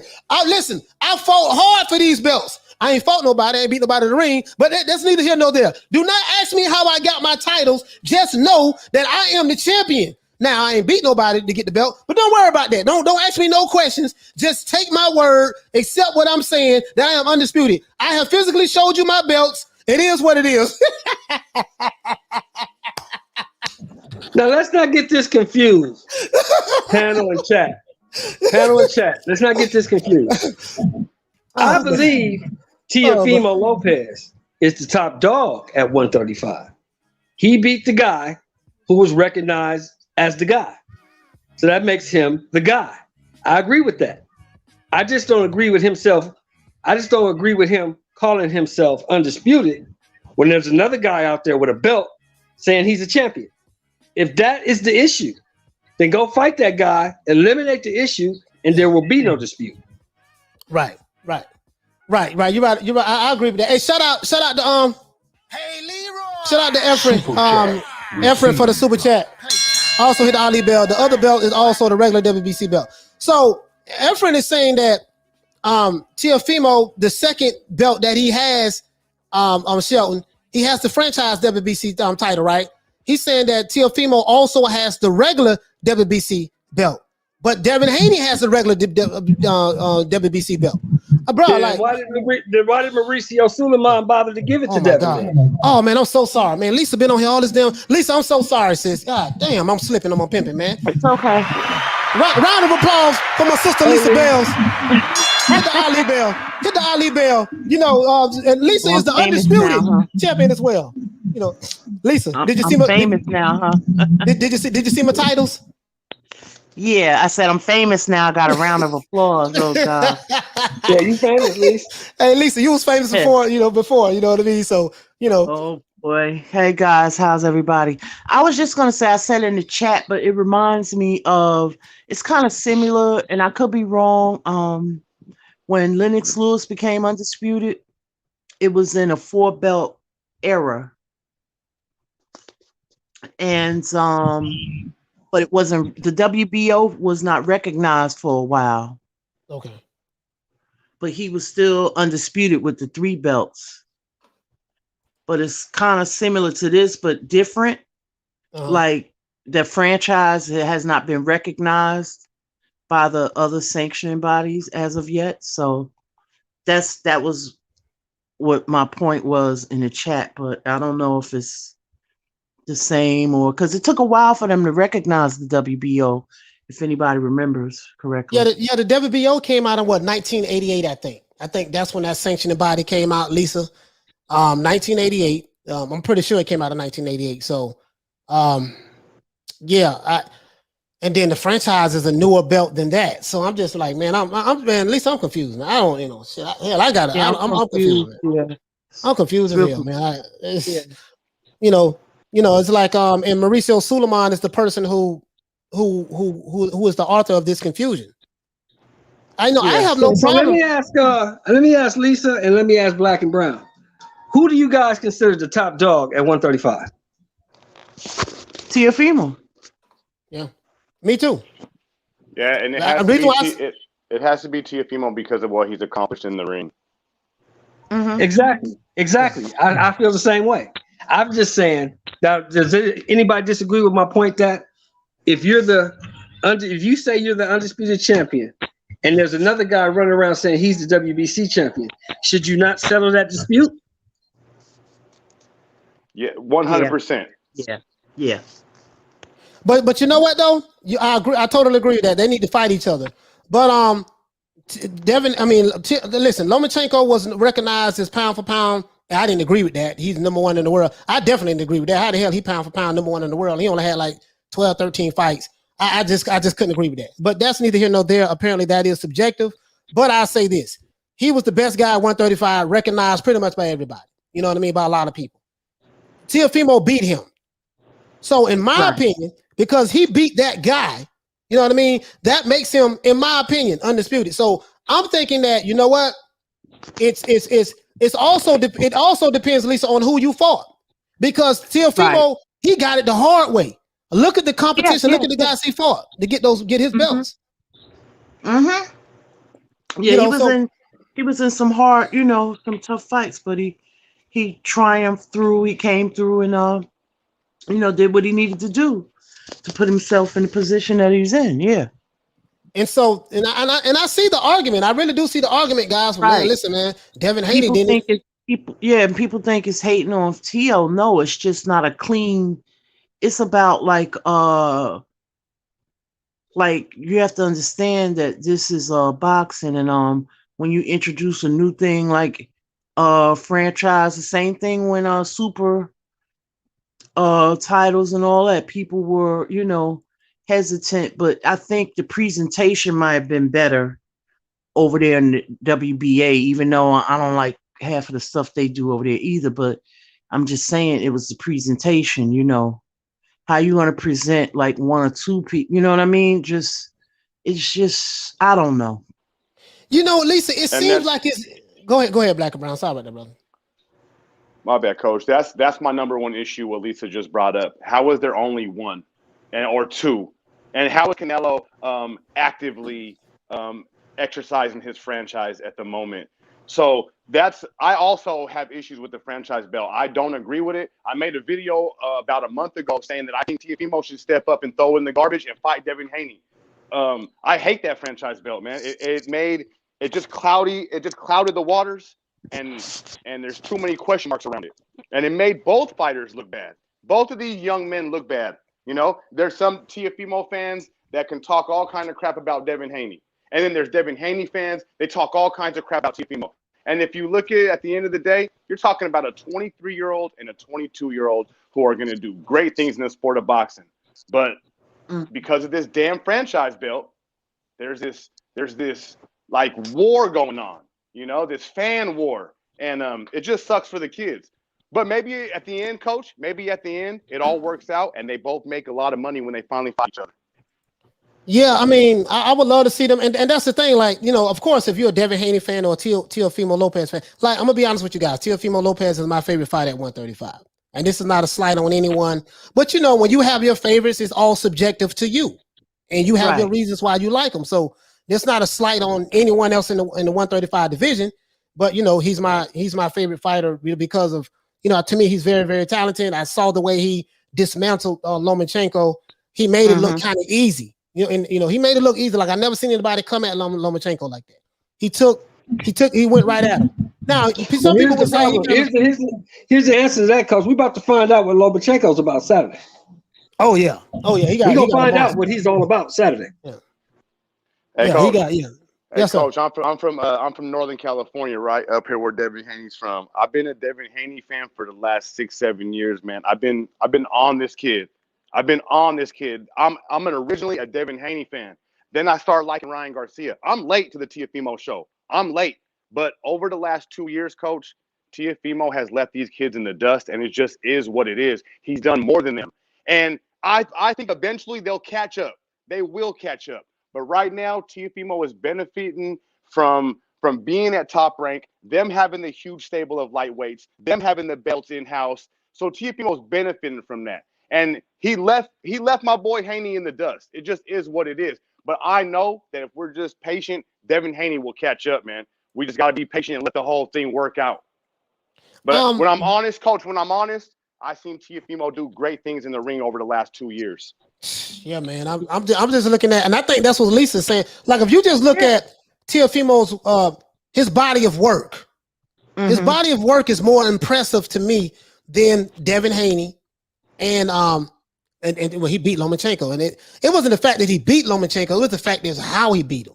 He beat him like he literally, like, you can arguably say he won, like, well, I know he won the first 6 rounds, but you can arguably say he won the first 7 rounds, and then he definitely won the 12th round, because the 12th round it looked like he almost got Lomachenko out of there. We went at Lomachenko in the 12th round when his dad told him he needed to coast. You won this fight. Teofimo went right at him. It was the way. This is why I give it to Teofimo. Lomachenko, whether you agree with it or not, was arguably what people say. How they hype up these Eastern European fighters. Teddy Atlas, Max Kellerman, all of these guys. He's the Matrix. Can't nobody figure him out, even though he had 1 loss. But can't nobody figure him out. He's this great fighter. Oh my God, he's the best thing we ever seen. Teofimo took this guy that was the Matrix. Best thing he've ever seen, pound for pound, #1, and he walked through him. To me, I say, damn, he won the first 6 rounds. He kept his hands in his pocket for 6 rounds, and he was dancing, looking pretty. And them uppercuts and them body shots was breaking his ass off. You know what I mean? Especially them body shots. And then the 12th round, Teo say, no, I'm not going to relax. I'm going to try to get this guy out of there. And he hurt Teofimo. He hurt Lomachenko. So the way he dismantled him, I'm like, man, Teofimo's my guy. He won me over. That was the fight where Teofimo Lopez won me over. And when I look at Devin Haney's body of work, and I'm not knocking Devin Haney. For anybody who's a Devin Haney guy, please don't jump on me. I'm not knocking Devin Haney. He can only fight, I guess, whoever they put in front of him or whatever opportunities presented themselves. That's all any fighter can do, coach. You can only fight the guys that you're in the ring with. Right. That's all you can do. You can only fight the guys in front of you. Yeah, and can I throw this in real Coach, quick? you're on mute, Coach. I'm on mute? Like I said a second ago, Teofimo is benefiting from being at Top Rank and them having the staple. And what we're seeing from Devin Haney is he's going through growing pains of being your own promoter at such a young age. Go ahead, Black and Brown. You went out a little. Black and Brown, you went out. You can't hear me no more? Yeah, I can hear you now. Okay, so you see what just happened with the Fortuna fight. He was supposed to fight Fortuna. Golden Boy took that fight out from under him, put Linares in there, a more dangerous fighter, if you want my opinion. And Devin Haney was almost set up. but he survived. He survived. He was supposed to be fighting Fortuna, which to me is an easier fight, but they threw Linares in there. So I think Devin Haney just going through the growing pains of being a young promoter. Yeah. He'll get through it. You know, yeah, you're right, Lisa. Lisa, check this out. I think he has a point because of the politics of boxing. You know now, when you look at these fights, most of these fights are going to be in-house fights. PBC fighters are going to fight PBC fighters. And because PBC fighters have the welterweights, you're going to see those fights. So when people say, oh, man, well, you know, I'm not trying to throw Crawford in there. Crawford ain't fought nobody. You know, Errol Spence fought the top more of the top names. Well, that's because Errol Spence, the names he's fought is on with the same promotional company. And if those same fighters was with Top Rank, then guess what? Errol Spence wouldn't have had the opportunity to fight those guys because Bob Arum is going to make in-house fights. Every company does it. PBC now, let me say this. Go ahead. Let me say this, Coach. If those other Teofimo decided he didn't want to be in the lightweight tournament and went the IBF route, right? Yeah, because he could get a direct line to Loma, which makes sense on his part. Yeah. Right. So that's what he did. Why can't Sean Porter or Danny Garcia and them other guys just say, you know what? Forget what's going on here. I'm going to go the WBO route. Why can't they do that? That's a question I can't answer. Why can't they do that? Oh, I can answer. I know why they ain't done it. I damn sure know why they ain't done it. Because they don't want it. They don't want that. They don't want it. They don't want it. That belt been sitting there for 2-3 years.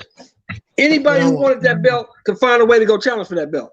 Ain't nobody knocking down that door in Omaha, Nebraska trying to get that belt. I mean, especially from a guy who's supposed to be so easy to beat. He ain't fought nobody. We'll do A, B, and C to him. I mean, that'll make me even more want to break my neck to go fight him, to take that belt from him. If you wanted to fight him. Right. You know what I mean? The bottom line is, I don't want that. Exclusive Insider. Shout out to you, fam. YouTube channel. Yeah, I'm gonna be on his show tomorrow. It's a brother out of the UK. He said, nah, Coach Loma looked like he was about to TO. I guess he kind of say KO TO. Get TO out of there. From 7 to 11. I didn't see that. I mean, I would say the Lomachenko arguably, because there was a lot of close rounds from the 7th to 11th round. So I would give you that. But the 12th round, Teofimo Lopez definitely dominated that 12th round. He went at him. Yeah. As a matter of he went at him. Especially if you look at the last few seconds of the 12th round, he hurt Lomachenko. He hurt him and just watch that 12th round. You know what I mean? So I give you that. We'll say from 7 to 11, Lomachenko won that. He lost the first 6. The 12th round, he lost the 12th round as well, in my opinion. And the judges pretty much called it. I gave Loma at the most 4 rounds. Yeah. I'm like, and I'm just, for argument's sake, just trying to give him that. You know what I mean? But Loma didn't look like the Matrix when he fought Teofimo Lopez. I gave Teo the first 7 rounds. I gave Loma 8, 9, 10, and 11. In the 12th round, I gave Teo. And that's what Lisa gave him 4 rounds. Lisa said she gave him 4 rounds as well. Yeah, it was 8-4 Teo to me. Yeah. I mean, and the judges, that's pretty much how the judges scored it, right? 8-4 or something like that. Something. I think one had it 7-5, something like that. But it was a unanimous decision though. It wasn't. But I heard but I know that I heard from an insider that Top Rank was very upset when Lomachenko lost. They was really sad about that. Now I'm hearing there's a possible second fight. Because at first, Tio was like he was gonna do it, but because he didn't have to, because Loma didn't put a rematch clause in there. So but now he restructured his deal with Top Rank, so who knows? Maybe they'll put it on pay-per-view. Sure, you know who this brother is right here? Do anybody hear me? Yeah, I don't know that cat. I have no idea who this cat is. Yeah. I have no idea. Yeah, Lisa, go ahead, Lisa. Go ahead, Lisa.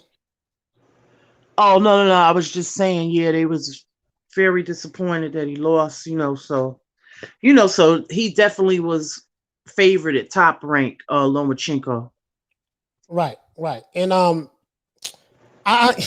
You know what? I'm not gonna say Lomachenko underestimate. Lomachenko got a tough ass fight coming Saturday. Like, see what I'm saying? Like, the boy from Japan is something serious. You know, it's something like Devin. The Teofimo barely got out of that fight. You know, from what I saw. You know what I mean? Like, that guy gave him all the hell in the world in that fight, and that was a really tough fight for him. So, we're gonna see what Lomachenko does this weekend.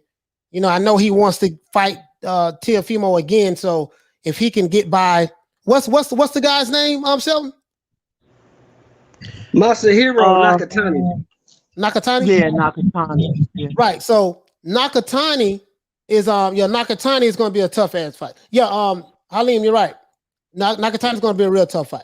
He's going to be a real tough fight for Devin for Lomachenko. So we're going to see exactly what he's able to do. But if he can get by him, I think the money fight will be to make. It's going to be Teofimo Lopez. If he can get by Cambosa, it's going to be Teofimo and Lomachenko again. Because unfortunately, Devin Haney is on the other side of the street. You know, trying to take words from Errol Spence. He's by him not being in there with Top Rank, he's not going to get that fight. He's not going to get that fight, Lisa. You know that. Nah, you know, Bob ain't gonna do no business. Like, I don't know. You know, I hate Bob. I don't want to say hate. I have a strong disdain for Bob Arum. I just do. You know what I mean? I just do. Like, you know, he has a history of, you know, defecating on his fighters. I see him do it with De La Hoya. In my opinion, Coach, Lise, Bob wants that Teofimo Lomachenko rematch. That's what he wants. Yeah. That's why I believe Teo was forced to restructure that deal. Because remember, even though he went to Triller for this one fight one-off, because he let it go to purse bid, he was still contractually obligated to Bob for 3 more years. Yeah. So he had to restructure his deal, and he's going to have to give Bob what he wants. Now Bob is hoping and praying that Nakatani don't upset the apple cart. Because if Nakatani upsets the apple cart, then he don't get the fight he wants. Teo gonna have to fight Nakatani, or Teo gonna have to fight Haney. When Bob has already said he's not making the Haney fight. So Bob is just being Bob. He's just being a piece of shit. That's just Bob. Shell, let me ask you a question. Who is Nakatani? Who promotes him? You on mute, Shell. He's a top rank fighter. Nakatani's a top rank guy. Okay. Yeah. Okay. Well, shit. Well, Bob got all the chickens in the barn in the lightweight division. In the lightweight division, Bob got all the. You back, Lisa? You back, sis? So you guys see what I'm saying? So in the lightweight division, Bob Arum have all the fighters. In the junior welterweight division, all the fighters too, right? Rigas Prograis, he has Josh Taylor. No, the zone still has Ryan Garcia and Haney. Oh yeah. Right? Besides those two though. But Ryan Garcia is irrelevant. So Ryan Garcia ain't fighting. You don't really care about that guy. Yeah, that guy don't want to fight nobody. I look at him. I look at him like a YouTuber now, Instagrammer. You know what I mean? Shout out to my main man Bo. Round of applause for Bo, man. Hit the Ali bell for my brother Bo and Lisa Bells. Young brother, what's happening? Bo, you still there? You there, brother? Hey, what's going on? Hey, Bo. What's happening, Young G? Hey, how's it going? How y'all doing? Good. Doing good, fam. Yeah, I'm just getting out of work, man. Oh yeah. Yeah. Man, we talking about we was talking about Jermell Charlo calling out Canelo Alvarez when he won't. When I feel like he should be trying to fight everybody in his division to clean up the division. You see what I'm saying? But then now we're on we're talking about Teofimo Lopez, Lomachenko, Devin Haney, who the real champion is, who's undisputed, and the reason why is because again, I say Mauricio Suleiman is the root of all this confusion because Devin Haney says he's the real WBC champion. Teofimo Lopez says that, hey, we are the undisputed champion. And, so it's just a bunch of damn confusion right now, even though we know Devin Haney did not fight for that belt. That's a valid argument, but I'm confused as hell, man. I don't know what to say. I just don't know what to say, bro. But I will say this: I would even go by recognizing Teo is the champion because just his body of work. And if Lomachenko never would have dropped that belt, we already know the outcome of what happened with Teo and Lomachenko. Teo beat him. There would be no dispute right now. There would be no dispute right now. But I'm not going to say drop the belt because someone said that I think Black and Brown said he didn't drop the belt. He got elevated. So again, that's confusion with that because some people say, what's the difference? Mo, can you help me out? I don't know, man. I kind of look at the franchise like, you know, we had a discussion the other day about the Super WBA, right? Isn't that kind of like similar? We have a franchise from WBA as well? No. The WBA Super Champion. Right. Isn't that like the similar situation, right? They don't have to fight mandatories and stuff, right? Where is that? Yeah, you're right. You're right. No, I think the Super does. They do have to fight mandatories. Am I correct? But not I don't know. often. I know the IBF has to fight mandatories. I know the WBO has to fight mandatories. I don't know about the WBA, and I know for a fact that the WBC franchise does not. Okay. Well, the IBF, I think the IBF make everybody have to fight mandatories with IBF, right? Yeah, so Lisa, the IBF? Yes, everybody has to fight mandatory. IBF and WBO, you will fight your mandatory or you will be stripped. Yes. Okay, so so I think the other two sanctioning bodies should fall in line. Now, I get from a business standpoint. Yeah, I can hear you, Lisa. No. Please. Hey, listen, I gotta go to Sharon. No, go ahead. Okay. Yeah. Okay. You have a feedback. Okay. Okay. Bye. All right. Lisa, be back, guys. So I don't, man, bro. Like again, this the franchise. It's just too many damn belts, man. I understand from a business standpoint, Bo. It makes sense for Mauricio Suleiman. He's trying to get as much money as he possibly can with having fighters pay sanctioning fees. I get that and I understand that. I do get it. But from a fan standpoint, you know, I don't want any confusion. We want to like in the junior lightweight division. There's no dispute. Listen, Bo, check this out. This is what I want to say because me and Lisa and Shelton was talking about this. In the sport of boxing, from flyweight right now, from flyweight all the way up to the heavyweight division, there's only one undisputed champion. Do you know who that is? Bo, you should know that. One undisputed? There's only one fighter that's undisputed champion in the sport of boxing. Josh Taylor, right? Josh Taylor, that's it. There's no dispute. There's no confusion. There's none of that.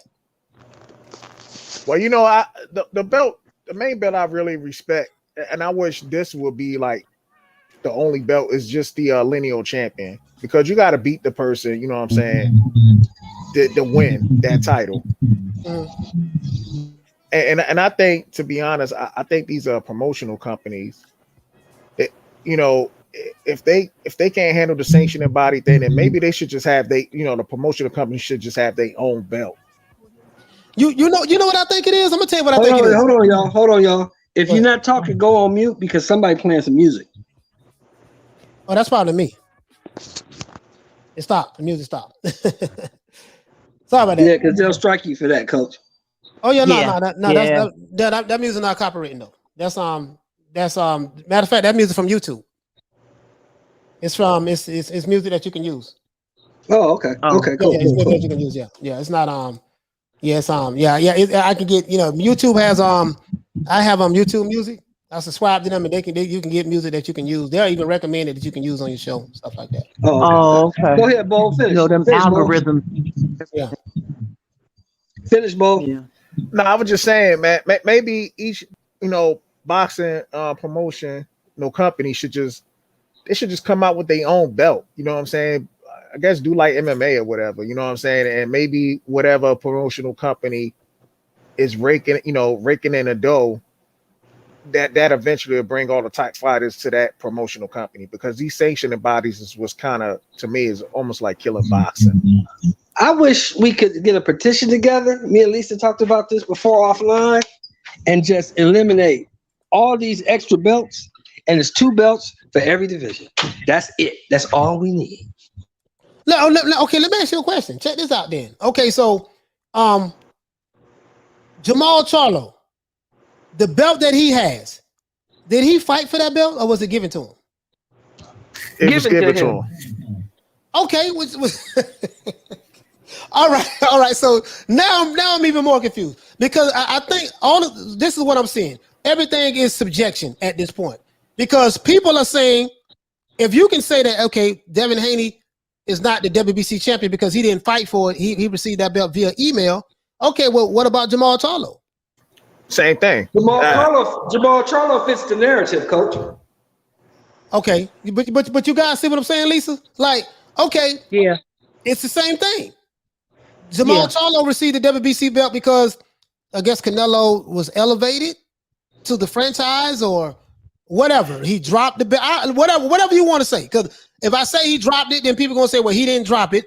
And then if I say he didn't drop it, they're going to say, no, he did drop it because he was ducking Jermall Charlo. No, depending on which side of the fence you're on, this is what you're going to hear. You see what I'm saying? Right. But he used his franchise status to move up Right. to 168.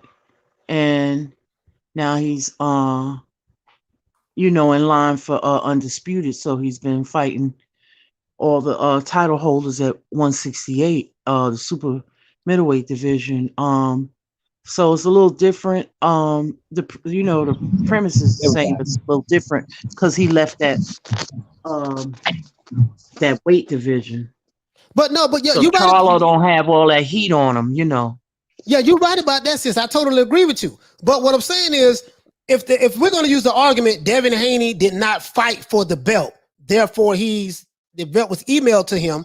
Okay, well, Jermall Charlo did not fight for the belt. The belt was emailed to him. It's the same thing. It's the exact only difference is one guy's a PBC fighter, another guy's not a PBC fighter. One guy's a middleweight and one guy's a lightweight. It's the same. It's the same. Shelton, you sound That's the same logic they use for Bud. That's the same logic they use for Bud. In that case, Bud he won his title in the ring, but he still ain't fought nobody, so it don't count.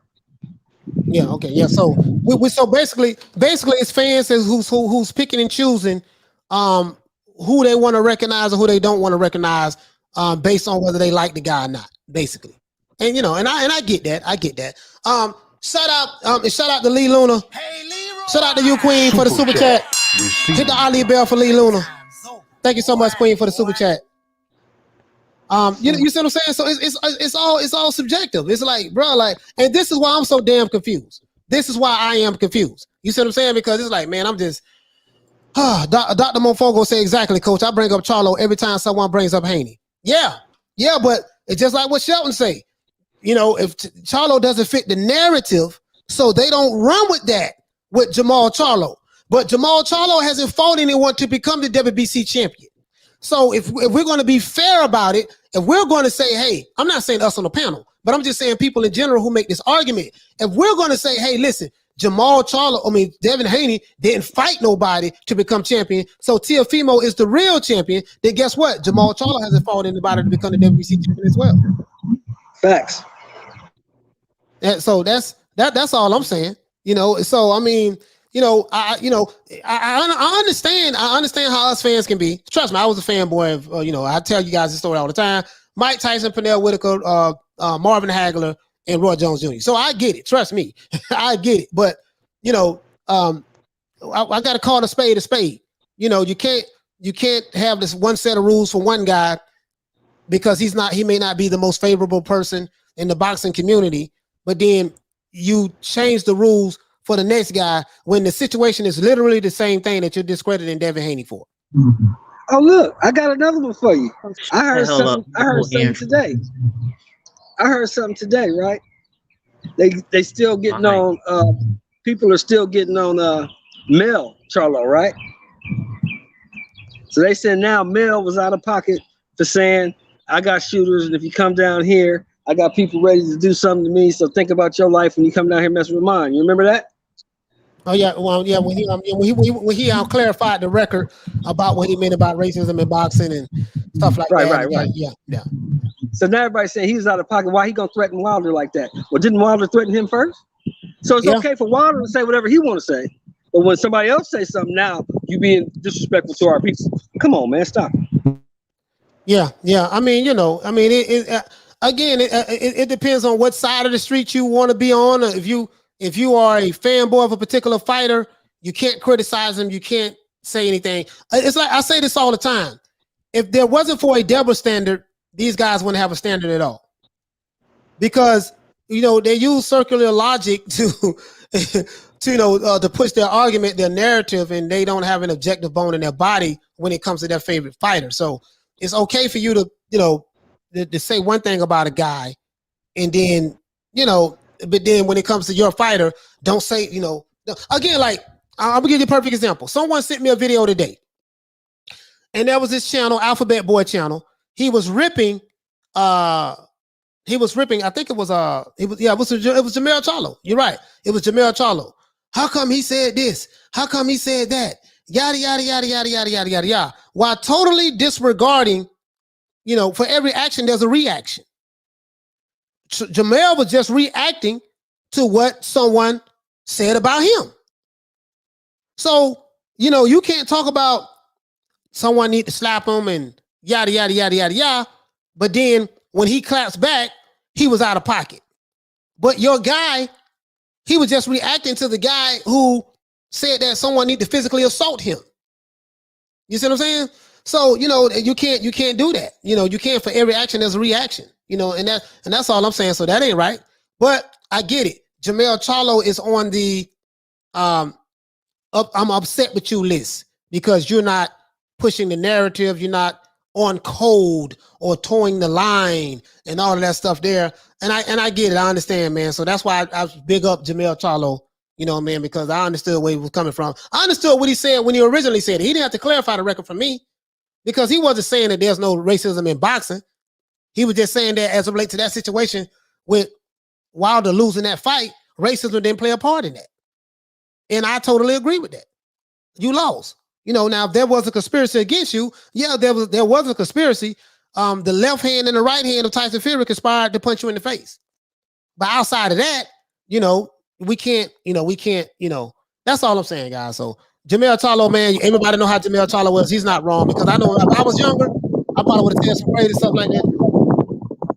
Of course, you can't tell me you're gonna slap me and say you want somebody to come slap me. Well, why don't you come do it? Yeah. Don't tell nobody else to do what you do. Yeah. Since you want it done. Yeah. You can't be, I'm gonna slap you and this and that, and then when he clap, especially Jermell Charlo, and then when he clap back, then it's oh man, he got out of pocket. You know what I mean? But come on, man. But the other guy wasn't out of pocket when he said, "Hey man, I wish you would have burnt up in the car fight. I was deaf on you." Oh no, that was cool. That was cool right there. He's on the right side of the street, apparently. You're picking and choosing. You're picking and choosing who you wanna who's out of pocket and who's not out of pocket. What you say, E Jersey 34? He said, "Hey coach, do you think Jermall is scared to lose to Andrade because Andrade won't let him hear the end of it?" No, I don't. To be honest with you, I'm not one of those guys who think that these fighters on that level are afraid of anyone. I don't think you get to that level by being afraid because these guys fought in the amateurs. A lot of these guys fought each other. You see what I'm saying? I'm not saying that, Big Charlo fought Andrade in the amateurs. I don't know about that. But a lot of these guys fought each other in the amateur circuit. They're not for free. So they're not afraid of each other. I just think that once they become professionals and they reach a certain level and they are in a certain position in the sport of boxing, I don't know. I don't know. I don't know, man. I think Go ahead, bro. I think he's afraid to lose to him because the simple fact of the matter is it's like they've been trying to ice him out. He got every excuse. Every time it comes to Andre, he always be like, "Oh, I don't make the fights. I'm not a promoter," but he has no problem want to make a fight with Canelo. So yeah, I think he's personally afraid he'll take that L from Andre. That's just my opinion. Hey, Lisa, Lee Luna says, salute to you, Queen. Hey, Lee Luna says, today's boxing is more about entertainment and likes and feelings. I think they have them on estrogen pills. Hey, these guys are these guys are like, wow. And people forget. And you know what, coach and the panel, people forget that Demetrius Andrade was a highly touted amateur. Right, he was very good. But he had some contract issues. I don't know what he was with Star Boxing or something. But it just didn't work, in his favor, and he had to get out of that contract. So he was in a bad contract. But he was a highly touted amateur, very talented. Now Elijah said that Boo Boo Andrade is nothing to be afraid of.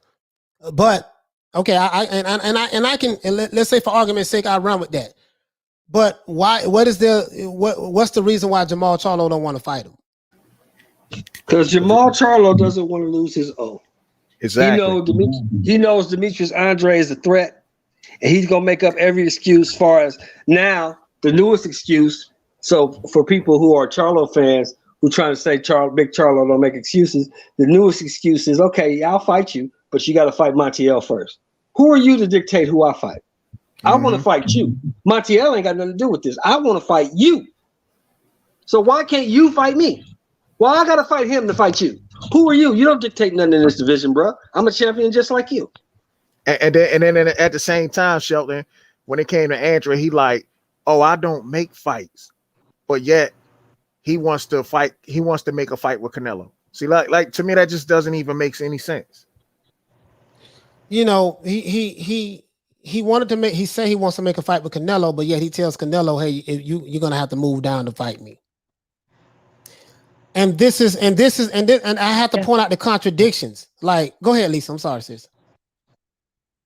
No, I was just agreeing with you. Yeah. Yeah, and I it's the contradictions for me. It's first, I'm gonna move up to 160. I want to fight Benavidez. Last time I checked, Benavidez is not a top ranked fighter. He's a PBC fighter. They're on the same side of the street. Both of them have to answer to Uncle Al. Uncle Al can make that fight happen at any given time if Jermall wants to move up. Then he says, okay, well, I'm not a 168 pounder, I'm a 160 pounder. Then he says, okay, well, I'll fight you, but you got to take the COVID shot first. Then he says, well, I don't fight nobody who's younger than 25. All right, bam. Then he says, immediately after the fight, he wants to fight Canelo. But he had an opportunity to fight Canelo when Canelo was at 160, if I'm not mistaken. And from what Mel said, and from what Jermell and I think De La Hoya said, he turned the fight down. And he was going to get a career payday to fight Canelo Alvarez, right? So he turned that down. Now he's saying that, hey, I'll fight him, but he has to come down to, the 160 to make this fight happen. My problem is this here. Your younger brother, well, your little brother, I know they're twins, is fighting to be undisputed. There's no dispute about that. Jermell won all the smoke at 154. Jermall moves a little differently than Jermell. That's my only issue with that. I'm like, dude, when you say Lions only and you this guy, you have to live up to that. To me, I'm just saying to me. You see what I'm saying? Because, Jermell is one of my favorite fighters. Tony's reviews. I agree with you, brother. You're right. But we're not talking about Canelo. We're talking about Jermall. Andrade is calling out Jermall. Yeah, we know Andrade called out Canelo, but we're not talking about that right now. We're talking about the fact that Andrade is calling out Jermall, and Jermall will not answer the bell. He's making excuses. That's what we're talking about. Yeah, so that's all I'm saying. We got to call it out. I have to call it out. You see what I'm saying? I have to show the double standards, the contradictions. We have to call that out, and that's all I'm saying. I like Jermall Charlo, but I'm like, dang, bro, you looking kind of funny right now. You look kind of funny. I just think I know y'all don't like to use the word ducking, but I'm gonna say they ducking because the fact of the matter is, Jermall had no problems fighting Montiel. Nobody knew who Montiel was until last weekend. Canelo had no problems fighting Yildirim, and Yildirim, to me, in that fight, it looked like he just, I don't know, when he got dropped, it looked like he just just came there for a paycheck that night. Bro, But they all in 3 had. rounds, But they all. he threw one punch in 3 rounds. He threw one punch in 3 rounds. Come on, bro. And then on top of that, but when it comes to both of them, you know, when Andre calls them out, it's like, oh, you ain't fight nobody. But I'm like, yo, Yildirim didn't fight anybody either. And Montiel fought Jaime Munguia, but who else has he fought? Yeah, it's like they pick and choose depending on the fighter. I'll fight you if you haven't fought anybody. I'll fight you, but if you are a fighter who I really don't like, you ain't even fought anybody. That's why I'm not going to fight you. You see what I'm saying? So, I'm seeing the double standards from some of your favorite fighters, guys. Not on the panel, but I'm just saying in the chat. Some of your favorite fighters, I know you won't call them out on it. You know what I mean? But I'm seeing a lot of the contradictions, man. Like, I just. Oh, my bad. Tony's reviews. Okay, I understand you now. I got you, brother. I apologize. You know what I mean? I just, you know, you have 4 champions at 160 pounds. Nobody want to. Well, Andrade has been calling out these guys. You know what I mean? But nobody has fought each other. Nobody at 160 has fought each other. And it's a shame. It really is a shame to me. Nobody's fought each other at 160 pounds. Realistically, you can't call Chan, out I'm surprised at you, Chan. Hold on, Chan. I'm surprised at you. That man did not have to fight Yildirim. He fought Yildirim because he wanted to give his buddy a payday.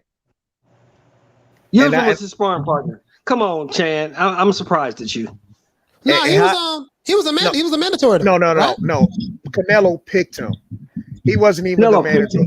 Yildirim had before he fought Canelo. Yildirim was coming off a loss, and he hasn't fought in like 2 years. How does he become a mandatory a couple of years that's after bullshit. that? And Chan knows that's bullshit. She shouldn't even be saying that. Well, you know what? Now I did look at Yildirim. He haven't fought in like what 2.5 years, something like that. So and he was coming off a loss. So my question is, if a person hasn't fought in 2.5 years, how did he become the mandatory? Like there was no one else that could have been that mandatory in that spot. This is the WBC, right? That was WBC. The WBC was making special concessions for Canelo. That's what Canelo wanted to do, so they allowed him to do it. Yildirim, as Bo said, had just come off a loss and a 2-year layoff. So no one with common sense can say that guy was a Mando. He was a Mando to shit. Right. But it say Serge Libre said Yildirim was the Mando, blame the organization. Exactly. So that's my whole point right there. I agree with you on that, Serge. I blame. See, I'm pissed off with Mauricio Sulaiman. At this point, it's like he shows favoritism to certain fighters. Certain fighters it's like they make concessions and they bend the rules depending on who the fighter is. And then they have us fans, you know, going at each other, trying to defend these fighters when the author of the confusion is Mauricio Sulaiman. This is what I'm saying, guys. Do you get what are you picking up what I'm putting down? It's Mauricio Sulaiman. How in the hell was Yildirim a mandatory for Canelo Alvarez when he hasn't fought in like 2.5 years? So there was nobody else that could have been a mandatory that could have took his spot. It's all, man, he ain't fighting nobody. He wasn't even an active fighter at that point. How does a non-active fighter who hasn't fought in 2 years plus become a mandatory for Canelo Alvarez's strap over other fighters who could have took that mandatory position? Maybe y'all know something I don't know. He was he David Benavidez's mandatory? I don't know. Lisa, I don't know. Because if he Yes, he was. Okay. So then if he was, then that means that Canelo, once he fought for that title, he became vacant or whatever because he lost it on the scale, remember? Right.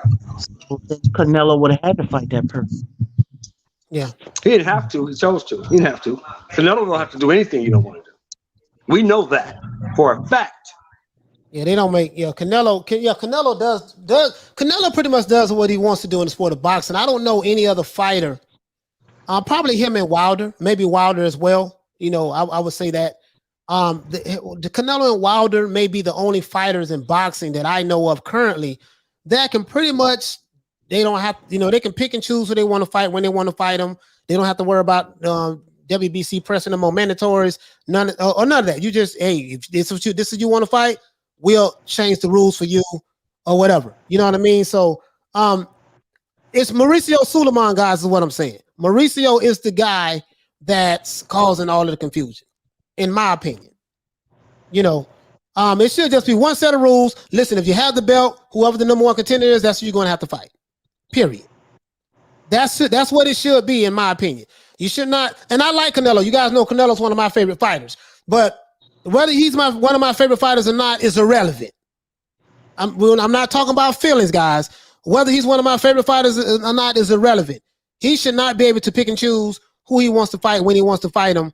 And but other fighters who are not Canelo or not Deontay Wilder or not some of your other favorite fighters get to decide who they want to fight when they want to fight, and then me as a sanctioning body, I'm going to bend the rules for them. You got to call the other guy out too, Coach. You got to call the other guy out too. Manny Pacquiao can do it.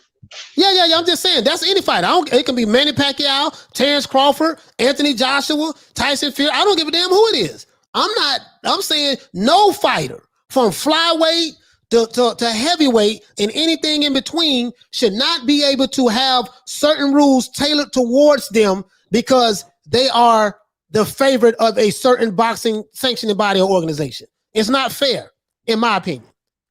It still go back to Mauricio Suleiman. It still go back to Mauricio Suleiman or whatever sanctioning body that's allowing, Like, I would love to interview Mauricio Suleiman. If I was to interview him, this is what I would press him on. I would press him on that. You know what I mean? I promise you guys, I will be objective. I will be as objective as I possibly can, because I would let him know, listen, dude, you, in my opinion, from a fan standpoint, I'm not saying from a business standpoint. From a business standpoint, I get it. Boxing is a business. You're doing what you need to do in order to make the most amount of money. I understand that. But I would ask him, why do you have, it seems to me, and some fans, that you make certain rules for certain fighters, maybe based upon their drawing power, their star power. You know, like I like Canelo, but you know, he lets Canelo does what he wants to do. He let Wilder do what he want to do. He said, I'm just being honest. Paul CX. That's not what we're saying. What we're saying is this. The argument Canelo fans use is, what has he done to earn a shot at Canelo? You have to put in work to earn a fight with Canelo. That's the argument that they use. So in rebuttal, we're saying this. What had Yildirim done to earn a shot at Canelo? He had done nothing for almost 2.5 years. He did not deserve that fight. I don't care what happened in the Darrell fight. I don't care about the headbutt. I don't care about the controversial ending. Abney Yildirim had done nothing to deserve a fight with Canelo, using Canelo fans' logic. Yeah, man. I just like, bro, like, again, this is why I'm confused. I'm confused because, you know, Mauricio Suleiman, I would love to, you know, if I ever interviewed him one day, that's what I would ask him. I say, man, you're creating a whole lot of confusion in the sport of boxing. I promise you guys, I'm gonna keep that same. I'm gonna be respectful, but I'm gonna keep that same energy. I promise I'm gonna keep that same energy. I'm not gonna be like these other guys when they get certain people on their show, or we gotta handle them with kid gloves, be nice, because we may not be able to get them on the show. I care nothing about that. That's why I don't reach out to a lot of you know, people in the sport of boxing right now, because I'm not the kid glove guy. I'm gonna ask some serious questions, looking for some answers for them in a respectful way, and that's that. And that I just want to get those tough questions out of the way so I can get a good explanation. That's so when we come on this show, I can say, okay, this is what he said.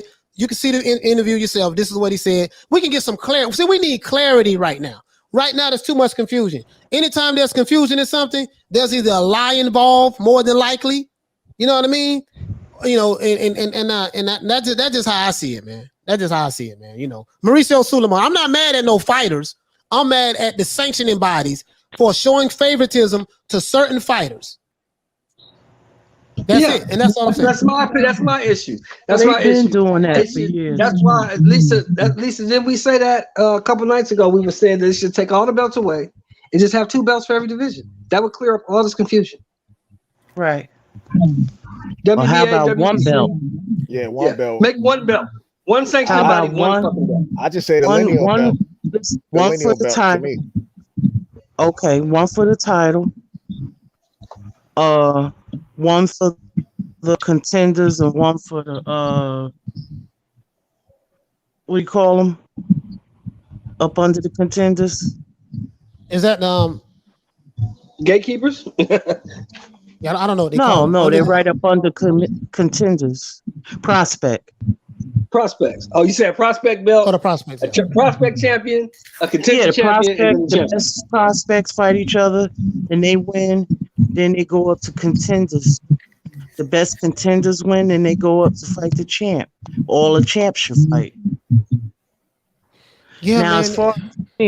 as far as lineal is not like it used to be. Like, yeah, I mean the lineal should go all the way back to John Sullivan or whatever. The last one of that bloodline was Lennox Lewis, if I'm not mistaken. But in order to form a new linealship, it should be number 1 and 2. That's how it's supposed to be. A new bloodline. Am I correct? Number 1 and 2. Yeah, I mean, I think if you do that, Right, it'll take the because confusion out of it. Well, no, the reason why I said it, well, I've read that before, but because Lennox Lewis retired he retired lineal. So he didn't lose it in the ring. So you have to establish a new bloodline. He was the last of the old John O'Sullivan, or is that his name? Yeah, John O'Sullivan. Yeah. Yeah. Have to establish. Yeah, he's the last Now, of John because the O'Sullivan's Critchlow- bloodline. Exactly. Right, because the Critchlow brothers didn't fight each other. They were 1 and 2. So that's when the And I new, give it to them. And I give it to lineal them, shit- Lisa, because they told you from the gate, we will not fight each other. Right. So, but because they didn't fight each other 1 and 2, he fought number 3, which was Shaganov. Shaganov. You can't even pronounce his name. Yeah. Yeah. Yeah, I know you saying. Okay. That's when he became the lineal champ, Vlad. But it wasn't 1 and 2. It was 1 and 3. Joe Strummer, you say Canelo is the king. Y'all can't stop talking about him.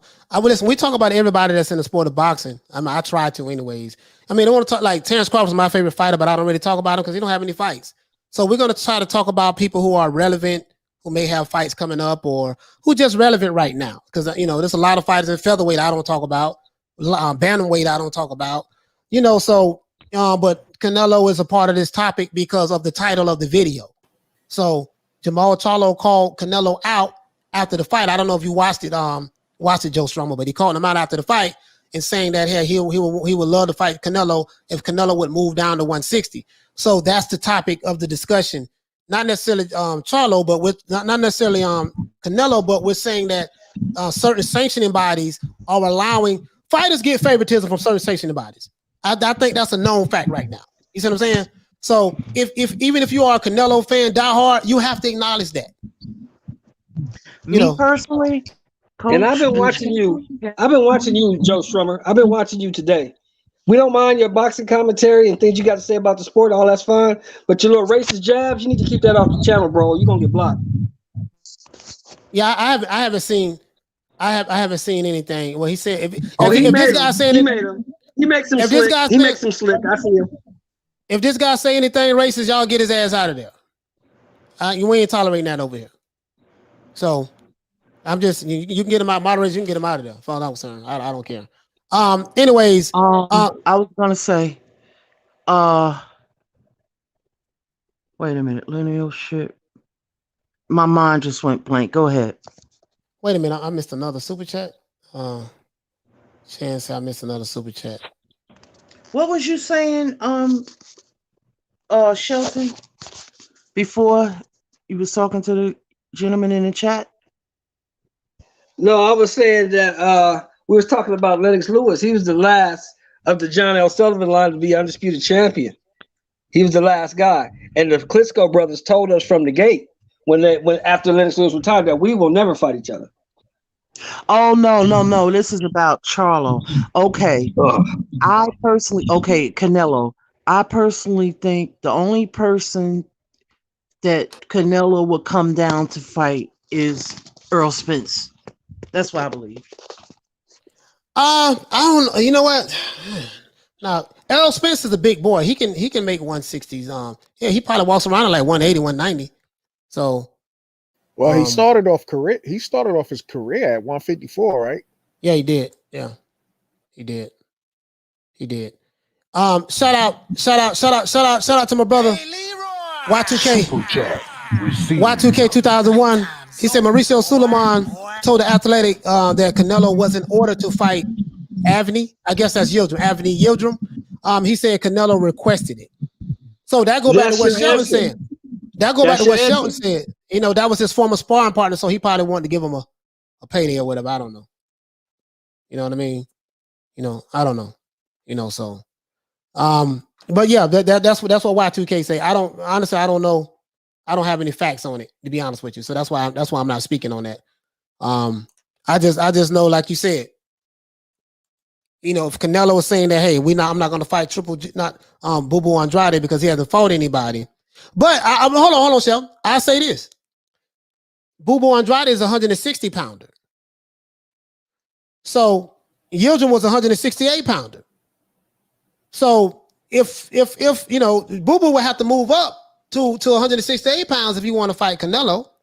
Yeah, Andre was saying he was willing to move up to 168 to fight Canelo. You got to remember, Andre been trying to fight Canelo since they were at 154. E Jersey 34. What do you say? You say, hey coach, who do you favor between Andre and Charlo, and why? Man, can I be honest with you? I really don't have a favorite in that. Because if you base people's performance off of their last fight, and it just depends on who comes to fight. I'm not a huge fan of Jermall Charlo or Andrade like that. So to me, it's a 50-50 fight. It's a 50-50 fight. And you know what I mean? I'm not trying to be in between the lines. Like, I literally cannot pick that fight. That's a 50-50 fight. Let me ask a question to the panel. Everybody on the panel, see if you guys agree with me on this. What I think is that Boo Boo should keep busy, fight somebody in the next couple months, right? Wait until after September. Because in September, Canelo Alvarez is going to beat the Hebrew shit out of Caleb Plant. He's going to fuck him up. He's going to beat his ass. Immediately after that fight, the way you crashed the press conference before, crash it again. But instead of going back and forth with the guy, say, look, I'm not here to argue with you. I'm just telling you, I am the WBO middleweight champion of the world. I am moving up to 168. I'm putting my papers in Monday. That makes me the mandatory for that WBO 168-pound title. I'm challenging you right now, and I'm moving up to 168 on Monday. Either you want to fight or you're going to vacate that belt. What you going to do? Now, what you think about that, Bo? Say it one more time. No. He said that Boo Boo Andrade should petition. Well, he should move up. No, say it again, Shelton. Say it again, because I'm bold in here. After September, after the Plant fight, which Canelo is going to win, he's going to beat Plant senseless. He's going to win that fight. He's probably going to knock Plant out. He should crash the press conference, Bo, just like he did after that last guy, whoever that was that Canelo fought. Billy Joe Saunders or whatever. Billy Joe Saunders. He fought Billy Joe. Yeah. After he should crash the press conference again in September. And tell Canelo, look, I'm the 160-pound WBO champion. I'm moving up to 168. When I move up to 168, that makes me the mandatory for the WBO 168-pound championship. You have to fight me or you have to vacate because I'm the mandatory. You have to fight me. What are you going to do? But I got a question. Somebody wants a link, coach. Who is it? Look for him. Kyle. I gotta find him. TBS. The Yeah. boxing. Oh, the boxing session. TBS dropped the link. Yeah. My thing is this: Canelo only got one belt to become undisputed. Now, if he choose to, you know, defend his undisputed title, that's fine. If he, he goes in there and he watches Caleb Plant. But I mean, a lot of times people just drop this when they become undisputed. Now, but That's my what he's thing, gonna have to. That's my point, Lisa. That's what he'll have to do. He'll either have to fight Andrade if he moves up because he's the mandatory, or he'll have to drop the belts. He doesn't have a choice. That's the problem with being an undisputed champion. Now you must fight mandatories or vacate. You don't have a choice anymore. That's why I don't think Wilder wants to be undisputed, because once you're undisputed, you can't pick who you fight. You have to fight your mandos. Let me hold on. The boxing session. Go ahead, fam. Go ahead. Let me address this dude in the chat. Let me see. What's going on, Lisa? What's going on, Sheldon? What's going on, Kyle? What's up, Coach? What's good, fam? Sheldon, man, you crazy, man. Hey, big bro, what's up? What you mean I'm crazy? Don't it make no sense to you? Listen, what needs to happen is Triple G needs to stop being a pansy and fight one of these black fighters. You know what I mean? It's getting ridiculous how he keeps getting all these passes, but Jermall Charlo and Demetrius Andrade get all this hate. And it's like, dude, he's the biggest name at 160. So he needs to fight one of these guys. And really, I don't like Canelo's vibe when it comes to Demetrius Andrade. You know what I mean? He's talking about he's never going to fight the guy and all this. But dude calling you out, man, he can't do a press conference. You know what I'm saying? And all you can say is he ain't fought nobody, but you fought a lot of people that haven't fought nobody, man. So I don't understand, man. I don't understand these guys, man. Well, you gotta be honest. Triple G already got a fight lined up December 31st. He's fighting Murata for the WBA super title, the unifying. Kyle, I got a question. What's Jonathan Banks, right? That's Triple G's trainer right now. I don't even know. I don't even keep up with Triple G, man. He's so useless. Oh, okay. He's the same guy that used to train Cecilia Brækhus, and he also trained Vladimir Klitschko. He had asked Triple G, because I saw the video, he asked him, why don't he fight Andrade? And Triple G said no. I saw that video. Yeah. He suggested that he fight him, and he declined. But I really hope that Jermall Charlo and Demetrius Andrade can fight. You know what I mean? I think that that's the only fight to be made. I think it's the only fight that people are going to care about, because at the end of the day, man, nobody else is going to fight you guys. But I'm more disgusted with DAZN, man, more than anything else. Demetrius Andrade shouldn't have to be fishing for fights. He shouldn't have to come to PBC asking for a fight. You know, Jermall Charlo is the one that should be begging them guys to fight, like Terrence Crawford is begging the PBC guys to fight, because he on the other side of the street. Let me ask you a question, Kyle. Yeah. Let me ask you a question. If you're a champion in any division, should you not want to be undisputed? Should you not want to make those fights? Gotta make them. You gotta make them. I don't know what the problem is with Demetrius Andrade. Like, what's everybody's issue with the guy, man?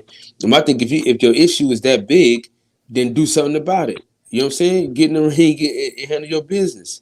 To me, they don't want to be exposed. That's what it comes down to, man. The way I look at Demetrius Andrade is the way I used to look at Winky Wright. A lot of people were icing Winky Wright out back in the days, and then as soon as he get his chance and he actually showcased his skill. I mean, even though he did took an L from I forgot the Mexican Vargas, right? But then when he really got his chance to showcase himself and start winning these big fights, then it really truly showed, like, damn, a lot of people was avoiding him for the longest. Well, I'll say two things. From what I heard from people in the industry, they said that who cares about Andrade? They say things like, He's a bore to watch.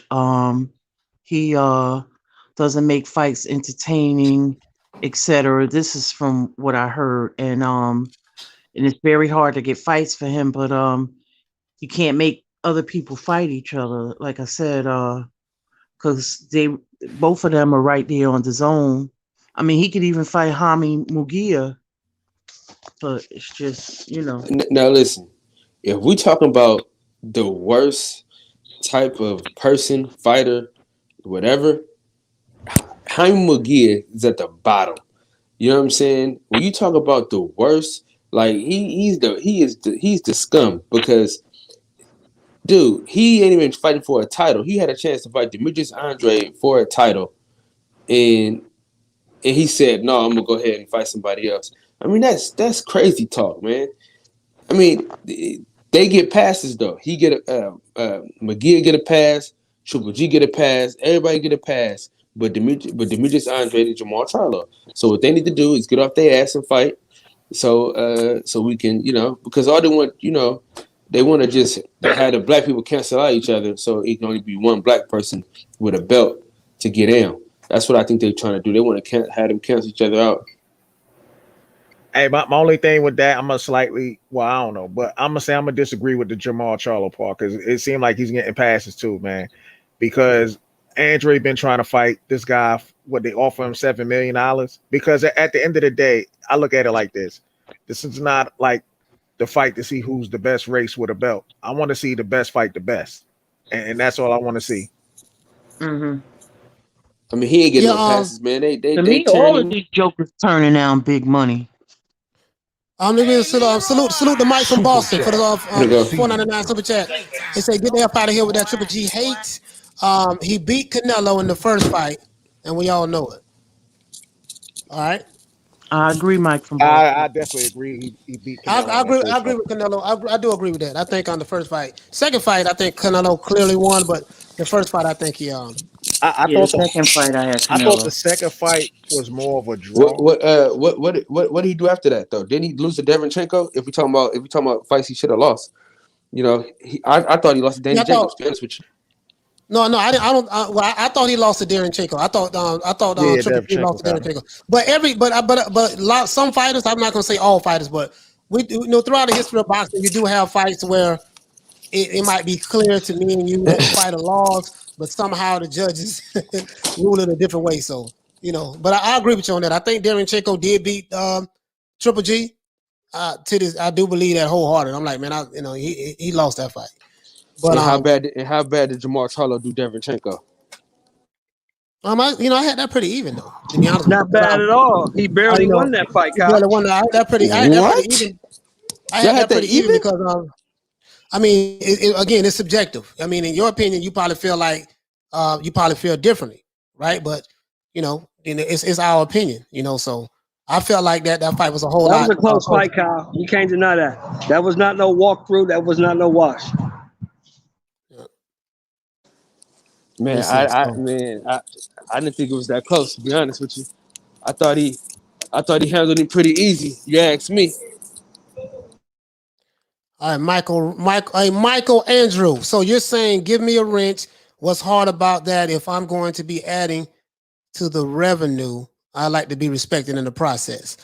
Okay, brother, you're going about this entirely wrong. The wrong way. You trying to demand something?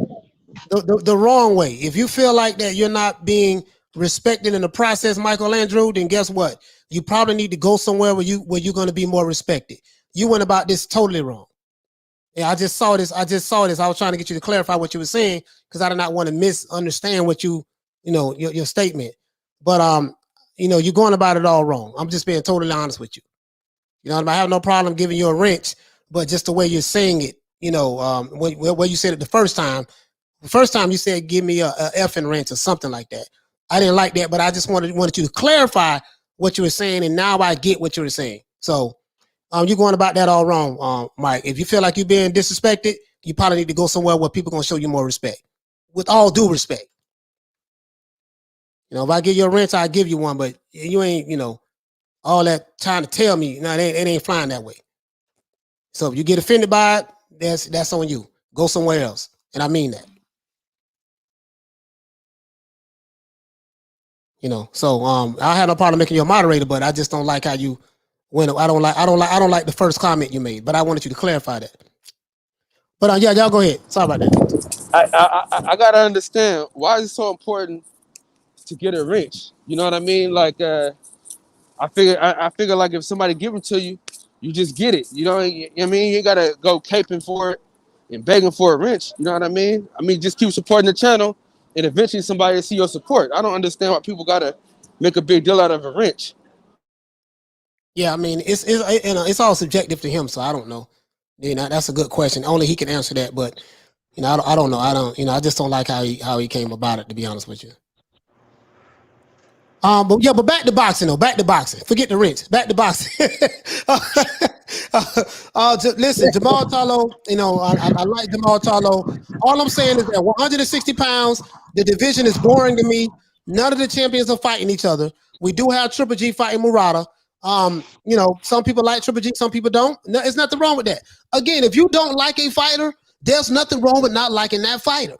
If you are a strong fan of a fighter, there's nothing wrong with that. Because we all like fighters for different reasons. We may feel like we have a personal connection with them or not.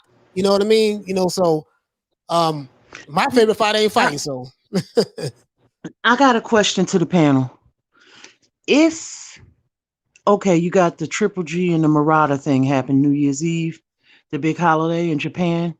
Okay, do you guys think that if Charlo and Andrade unify, do you think that would give Triple G or the winner the incentive to go out guns blazing and have an undisputed fight for 160? I think if Charlo and Andrade fight, it's going to give them more prestige, period, whether Triple G wants to fight them or not. Because I think those two fight, believe it or not, in my opinion, I think that could be a pay-per-view fight. Yeah, of course. Yeah, because they got a built-in story already. I'm gonna be honest with you, man. Like, I really, I just feel like that at the middleweight division, Jermall Charlo, Andrade, Triple G, Murata. I want to see Murata fight one time. So, you know, I don't know much about the dude. They need to be trying to fight each other. That's all I know. Jermell Charlo is trying to fight everybody at 154 pounds. He has 3 of the belts. So his actions have shown what he's about. Jermall Charlo ain't moving that way. That's my only issue with him, especially someone of his talent, is his talent caliber. He should be. All I'm saying is this here. My only complaint with Jermall Charlo, I wish he had the mentality of Jermell Charlo. That's all I'm gonna say. That's as simple as I can say it. And Coach, you got to understand too, to the panel, the 154 division, the super welterweight, is not a darling division. It's not the middleweight division, the heavyweight or the welterweight or the lightweight. You know, that they're the creme de la creme, the darling division, money, a lot of prestige. Not to say that, and I love the 154 division, but there's not a lot of politics here, if you know what I mean. 160 is a lot of politics. I could tell you that. Yeah, and it's because of different fighters are with different promotional companies. You know, listen, as much as people love Al Heyman, and there's nothing wrong with that. I get it. He's a black man. We're supposed to love him because he's black, but we attack other people who are black who don't fit the narrative. So that's a total contradiction right there. Double standard, quadruple standard, but that's neither here nor there.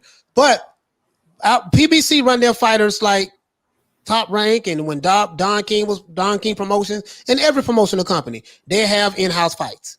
PBC fighters mostly going to fight what? PBC fighters. They're not going to, you very seldom are you going to see a PBC fighter fight outside of the PBC. You're just not going to see it. You know what I mean? For the most part. Now, the argument is going to be, well, Wilder fought Tyson Fury. Yeah, that's different because they thought that, you know, for whatever reason, they thought that Wilder was going to run through him. It didn't happen that way. Irregardless of the cheating allegations or whatever, I'm not even talking about that. But for the most part, promotional companies mostly have in-house fights. Look, Top Bob Arum been doing it for years. You know what I mean? He'll have a plethora of fighters, and they would just keep fighting each other over and over and over, you know, just recycling. You know what I mean? So Every company does that, and I think as long as we have that, we're not going to see Charlo fight Demetrius Andrade. You know what I mean? Because Demetrius Andrade is with Eddie Hearn. Eddie Hearn and Al Heyman don't like Eddie Hearn for whatever reason. Eddie Hearn don't like Al. So whatever side of the fence you're on, I'm not on nobody's fence. I don't give a damn about Al Heyman. I don't give a damn about Eddie Hearn. I don't give a damn about Bob Arum.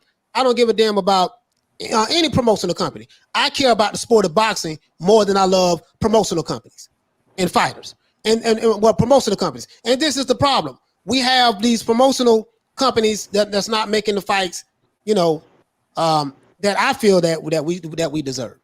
And I think this is why we're not getting unification fights at 160, the middleweight division. The middleweight division is a historical division. You're talking about my favorite fighter, Marvin Hagler, dominated the middleweight division.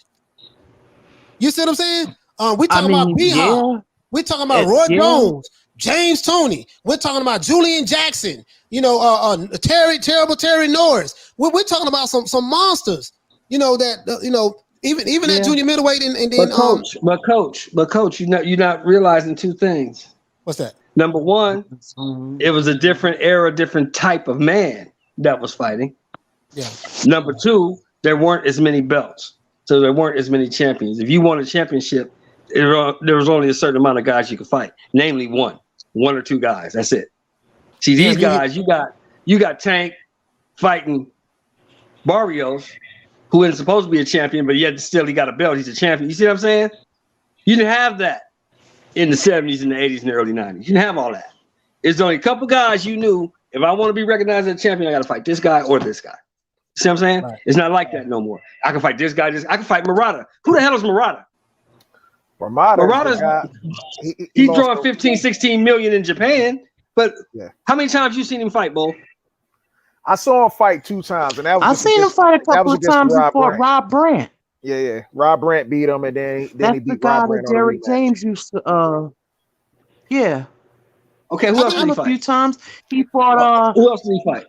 He fought a few other people too. He fought a bunch of no names. I will say that.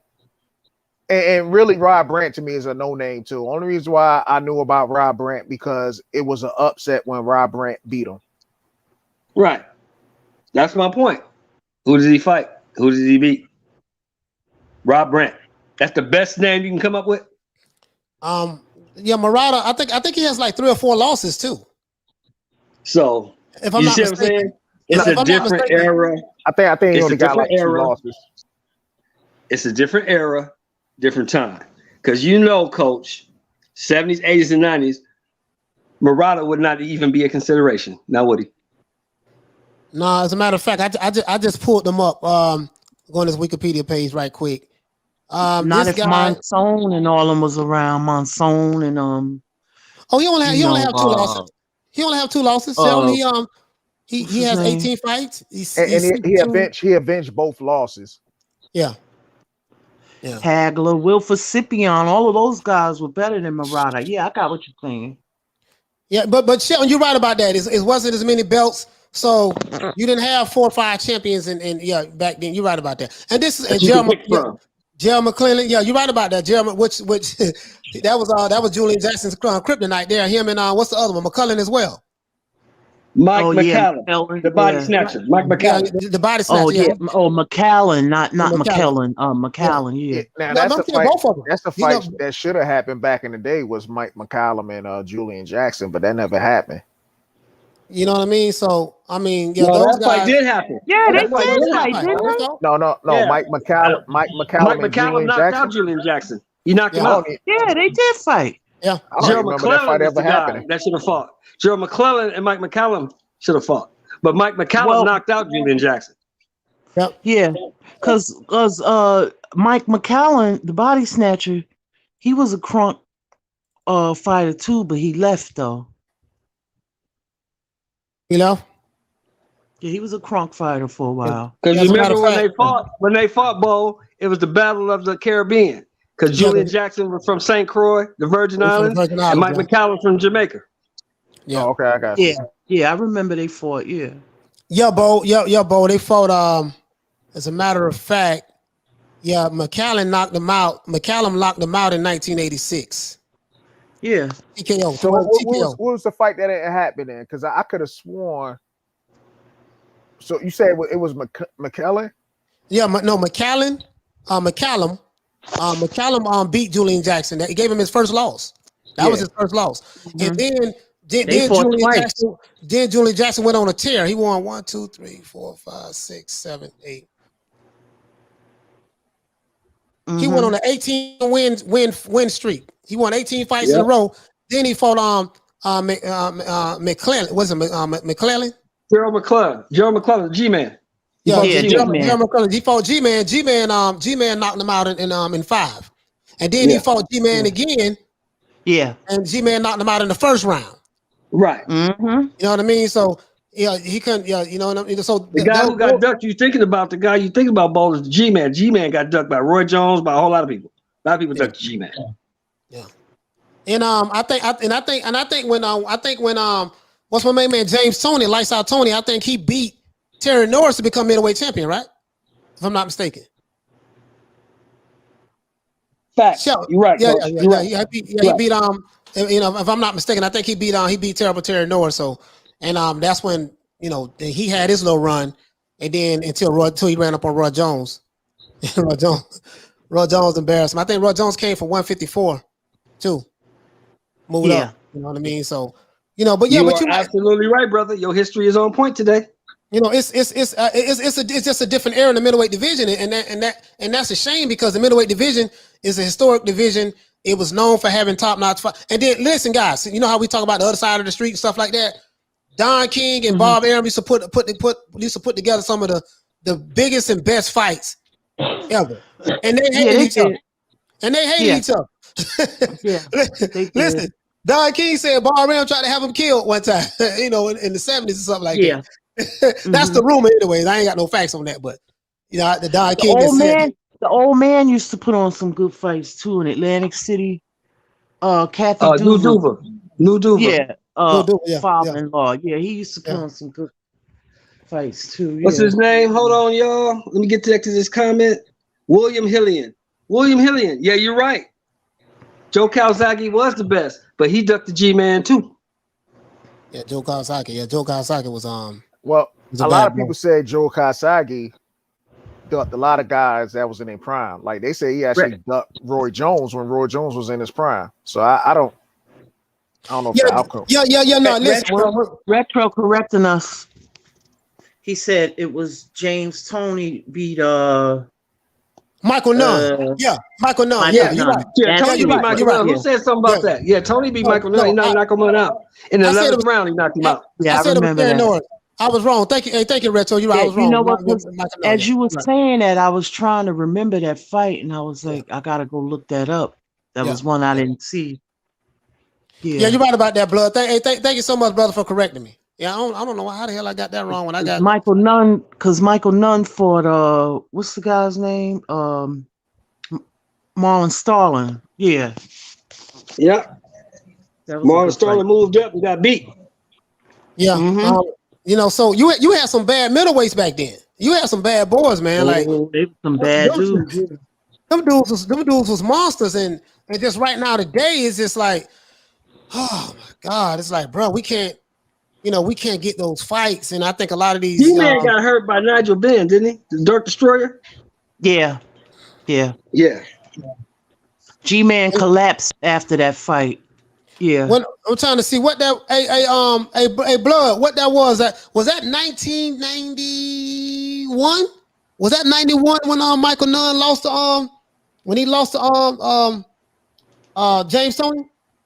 I think that was 91, if I'm not mistaken. 90 or 91. I think it was 90 or 91. Yeah, because as a matter of fact, I was 17 when that happened. So yeah, I think that was like 91. So and he held that belt for and he fought Roy Jones when 1995, something like that, or 96. So it was somewhere up in there. I think he fought Roy Jones like 4 or 5 years later, something like that. I'm not sure. You know what I mean? I have to look that up, but. Now I remember when Roy embarrassed Tony. Roy, listen, man, did nobody really want to see after what Roy did to James Toney? It was very hard for Roy to get those a lot of those top guys didn't want to. And don't get us wrong, chat. Don't get us wrong. I would have loved to see Joe Calzaghe fight all those guys in their prime. Jones, Nunn, Tony, G-Man, McClellan. But for G-Man and Mike McCallum, the times didn't line up because they were a little before him. And like you said, by the time Joe was having his run, it was too many good fights in America, and nobody was going to go over there and risk their fighter to fight Joe Calzaghe because they knew if you fight Joe, you in for a fight. Nah, Jabril Bay, that was 1991. That was 1991. I wasn't 88, brother. That was 91. Yeah, and listen, Retro said on Lamar Kid Fire Parks was his favorite middleweight back then. Who? He said that was his favorite middleweight back then. Who? Damn, you went deep for that one, Blood. Yeah, my favorite middleweight back then was I used to like Frank the Animal Fletcher, and I liked James Hard Rock Green, and I liked I love them. Shit, Michael Nunn. Yeah, Michael Nunn. Yeah. But Mustafa Hamsho wasn't here. Is that his name? Mustafa Hamsho. Yeah, he was a puncher. Straight puncher. Couldn't box for shit, but he was a puncher. He'd beat the shit out of you. He'd knock you out, but he couldn't box. Yeah. You had a different breed of boxers at that time, guys, and this is what I'm saying. Like, you know, I feel so bad for these fight fans today. The young guys that's watching the sport of boxing who just started watching boxing like 4 or 5 years ago, and you think that what you see in boxing now is the way boxing is and how it was. I just feel so bad for you guys because you have no idea. You have no idea what the lightweight division, the featherweight division was like with Zuma Nelson them. You have no idea what the lightweight division was like. You have no idea what the welterweight division was like. You have no idea what the junior middleweight and the middleweight division was like. You have no idea what the heavyweight division was like. Like, you guys really missed out on some damn good boxing. Like, literally, you know, like everybody was fighting everybody. There was everybody was fighting everybody. There was no excuses. It was nothing. It was like, man, we fixing to get it in. If you had a loss, it wasn't the end of your career. If you had a loss, it was like, okay, let's bounce back. Because, you know, to be a champion, right, in boxing, you know, losing is a part of the fight game. You know, I get it. I know some guys are, bruh, one of my favorite fights, I mean, from a skill set standpoint, from a display of punching power, speed, combinations, footwork, and I hated this dude. We were trying to get. I had 10 dudes, Lisa, ready to roll up on Buster Douglas, but I was looking at the Buster Douglas Mike Tyson fight in 1990, bruh. The combinations that Buster Douglas and the footwork that he was putting on Mike Tyson that day, it amazed me that Tyson lasted 10 rounds in that fight. And I say, damn, Tyson can take some punishment, bro. Bro, he can take some punishment because Buster Douglas was hitting Mike with hooks, left hooks, uppercuts, jabbing the hell out of him, right crosses. And Mike just kept, he was high on coke. He stayed up all night, you know, in Snorting Coke with Bobby Brown. This is a true story, in Japan. And he didn't train, not making any excuses, but Mike didn't make no excuses. Mike didn't say, oh man, you know, I wasn't ready. He didn't say none of that. He said, I just lost. That's what he said. And I respect that from Mike Tyson. Yeah. Because when I hear that, when I hear these excuses from Deontay Wilder, I just be like, golly, man. Hey, Coach, you forgot about the 14 hookers they shared. Oh yeah, all of that. I'm saying, but he didn't bring none of that up because you remember Don King was petitioning the boxing commission saying that Mike did not lose that fight because when he knocked Buster Douglas down in the 8th round or the 9th round, something like that, that was a long count, and we're trying to reverse it because they cheated Mike. Mike Tyson, he had Don King and people speaking up for him saying that they cheated him, but Mike Tyson said, "No, man, I just got beat. I lost." Right. That's what Mike said. He told them all to shut up. That's what Mike said. Mike, like, man, y'all shut up with that, man. I got beat. They don't need a petition and nothing. I lost. I got beat. You know what I mean? As a matter of fact, no, check this out. I got something for y'all, Lisa. Oh, Lisa, check this out. I got something for you, sis. Hold on. Hold on, I'm looking on my phone right now. Check this out. Yeah. Oh, Shelton, y'all check this out. I'm following Mike Tyson on Instagram. Now we talking about Mike. Right here, Mike. They showing this fight when Mike Tyson was in Tokyo. Bam. Oh my God. Oh, bro, I'm about to cry right now. Oh, I'm about to cry right now. Oh, good Lord. Don't do him like that. Anyway, let me here you go right here. This Mike Tyson, right? Mike, this Mike. Y'all remember that? Y'all remember that?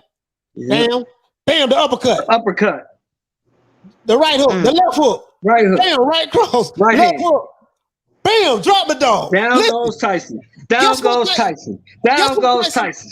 Guess what Tyson said? I got tears in my eyes right now, Lisa. I'm about to cry. Hold on. Let me turn the camera off right quick. I don't want y'all getting a little emotional over here. Lisa said, Lisa said, you reliving your childhood nightmare. Hey, listen. But guess what, Lisa? This what Mike Tyson said. He said, this was my favorite fight. I don't know how many punches I took that night, but I saw myself picking up my mouthpiece regardless. He said that I was so proud of myself. I was like, I was like one of my childhood heroes, one of my old school heroes that wanted to be carried out of the ring. I didn't know where I was because I got hit with so many punches, but I knew they wouldn't let me fight without my mouthpiece. And what do you remember about that fight? He was trying to pick his mouthpiece up. He put it in his mouth sideways, and he got up, stumbling, and Richard still ended up waving the fight off. I never, I'm like, he said that, I'm like, bro, like, he said this was his favorite fight. He don't know how many punches he took, but I saw myself picking up. And you know what? And you know what, Coach? Out of all Mike Tyson's fights, that fight gave me more respect for him than any other fight. Because Mike took that ass whooping for 10 rounds. He took it like a man, and he didn't complain about it. Hey, there was no glove gate and nothing. No. And the fact that Mike was able to catch him in the 8th or 9th round and drop him was amazing. Like, he still carried that power, even though he wore. I think Buster Douglas. I don't think he missed a punch that night. I think he landed every punch he threw. I mean, for 10 rounds, you know what I mean? But I'm saying the way he was sidestepping Mike with the footwork and when Mike got close, he was uppercutting him and going to the body and just. I'm like, it was a masterpiece performance that Buster Douglas put together. Yet and still, we was looking for Buster. But what happened with him in the Holyfield fight? A lot of weight. The money. You go from working a job between your fights to $20 million.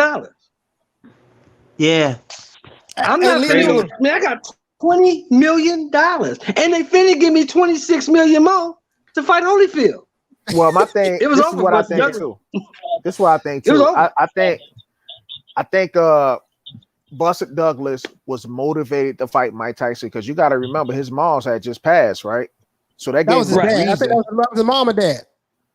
I believe that was his mom, and he was close with his mom. He hated his dad, but he's close with his mom. Okay. Yes. So that gave him all the motivation in the world. So when he went to Japan, he went on a business trip. Whereas though Mike Tyson just went, he just took it for granted. Do you remember what his mom said, Bo? He said his mom was telling him she was worried before she passed. She said, "I'm worried about you fighting Mike Tyson." Remember what he told his mama? He said, "No, mama." He said, "No, mama, you need to be worried about Mike Tyson." Yeah. Don't pray for me. Pray for Mike Tyson. Yeah. He was determined to whoop that boy. Yeah, but listen. Evander Holyfield could have fought Buster Douglas that night. Evander Holyfield was going to get his ass whooped that night. Yeah, whoever got in the ring with Buster Douglas that night was in trouble. Lennox Lewis could have gotten in the ring with Buster Douglas that night, and Lennox wasn't even in his prime really at that time. He wasn't nowhere near as good as the fighter he became. He would have got beat that night. Riddick Bowe could have gotten in the ring with Buster Douglas that night. He would have got beat that night. That night, nobody was going to beat Buster Douglas. Nobody. Not that night. Like, bro, just listen. Just go back and it pained me, Lisa, to have to go back and look at it. But just look at the footwork. That's what I was looking at. The footwork. I'm like, he was light on his feet. He was sidestepping Mike. He kept the jab. He beat Mike like he was a little man. And when you get a bigger fighter that fight, if you got a big guy that know how to fight and a little guy that knows how to fight, the big guy's gonna beat him damn near every time, 9 times out of 10. And he put it on Mike. Mike was up all night, coach, wasn't training. But what I loved about it was he said, I tried. He said, I put my mouthpiece back in my mouth. He got back up, and when Don King petitioned to the boxing commission that, hey, listen, we want this fight overturned, the referee had a long count. Mike Tyson said, no, man, we're not gonna do this to Buster Douglas. He said, I just lost. The man beat me fair and square. Bro, this is what I'm talking about. So when you guys hear me talk about the glove gate, the water bottle gate, the costume gate, this is the era that I come from. This is what I'm talking about. Because I saw my favorite fighter who I was a fanboy of got his ass, got the brakes beat off of him. And there was controversy in that fight. About the 7th or 8th, about the 8th round, I think. Well, he dropped Buster Douglas, caught him with an uppercut, and there was a long count or whatever the controversy was. And Mike did not bring any of that up. He said, man, he took it like a man. He said, man, I just lost. But you guys who just started watching boxing a few years ago, you have no idea what that era was like and what it's about. And I literally feel sorry for you guys. I really do. Halim, I beg to differ with you, brother. On that night in Japan in 1991, Buster Douglas would have beat the shit out of Holyfield, Riddick Bowe, anybody you put in the ring with him that night. Hey, Halim, we're talking about that night. That night right there. It hurt me to say that though. You know what I mean, Halim? Because you know I'm a fanboy of Mike Tyson. It hurt me to say that. But that night, man, bro, was nobody beating him. Not that night. Not that night. You know, Halim, we will have to disagree on that. We can disagree on that, brother. But not that night, bro. No, he did that for his mother. His mother had passed away. His mother died. That was all the motivation he needed right there, man. And I think Buster Douglas cried too. I think he was crying. Maybe not in the ring, but he cried. It was very emotional for him in the locker room because his mother wasn't there to see that. You know what I mean? So that right there, man. And what I loved about it was Mike Tyson was not going to take that away from him. Mike Tyson got the brakes beat off of him, and he said, you know what, man? No, man, I just lost that fight. He didn't make one excuse. Same thing with the champ, coach. Kid Norton broke his jaw in the second round. He fought to 12. Asked him what happened. He said, I got my ass beat. I got whooped. I got whooped. What else? It say Deontay. What I don't know, Dante. What you say? My words are always being taken out of context. Clearly, the chat said I was only joking.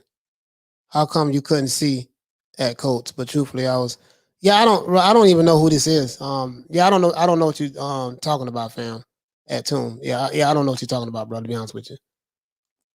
I'm trying to do the show and try to see as many chats as possible, but I'm missing stuff apparently, but yeah, I don't know what you're talking about, bro, to be honest with you. Yeah, man, but I'm just saying, bro, like, Tyson, man, but the fact that he said that was his favorite fight. So out of all, Tyson wore a few ass whoopings. I think he lost 5 or 6 fights. He's saying out of his favorite fights, it wasn't the fact that he became undisputed heavyweight champion of the world. It wasn't the fact that he was the youngest heavyweight to ever become champion. His favorite fight was the fight that he took his first loss. He took his first loss. That was his favorite fight. I've never heard a fighter say that. I'm not saying it's never happened, but Sheldon, have you ever heard a fighter say his favorite fight was the one he lost, where he got his ass beat? No, but Mike showed everybody that he wasn't no bully and he wasn't no paper guy, that he could take an ass whooping. Mike was a hog. Because Buster Douglas was hitting him with shots, and Mike was eating them and coming forward. He just couldn't catch him. So when people tell me, they say, yeah, man, this guy the hardest hitting heavyweight in the history of boxing, and if he landed that punch on any one of those boxers, he would have knocked them out. I say, no, sir. No, sir. Because Mike Tyson ain't never got knocked out with one punch. Never. Ali ain't never got knocked out with one punch. Never. Holmes, never. Foreman, never. And it might have been accumulation of punches, but one punch, nah. And guess what? Not only can they take it, but they can give it. Yeah, that's true. Not only can they take it, but they can give it. They see Mike Tyson breaking ribs, and he broke. Look what he did to Razor Ruddock. Broke his ribs and his jaw, and Razor Ruddock was still fighting. So when you talk about toughness, when you talk about, yo, man, you know, your king is tough and this and that, I won't take that away from him. He is a tough guy. He stood in there. He took that beating like a man. I will say that. But, bruh, it's fighters who fought with broke jaws. Ali had several broke jaws. I think he had his jaw broken not only against Ken Norton, but against Joe Frazier as well. And Joe Frazier broke his jaw too. Yep. You know, imagine. But look. But this is the point, Coach. The point you're trying to make, and I know where you're going with it. Right. He took that ass whooping from Fury like a man. Right. But all the excuses after nullifies that. Yeah. You know what I mean? So that's all I'm saying, man. Like a lot of the young kids that's watching boxing right now in this new Wilder era or in this Money Mayweather era. You guys have no idea what you guys have no idea.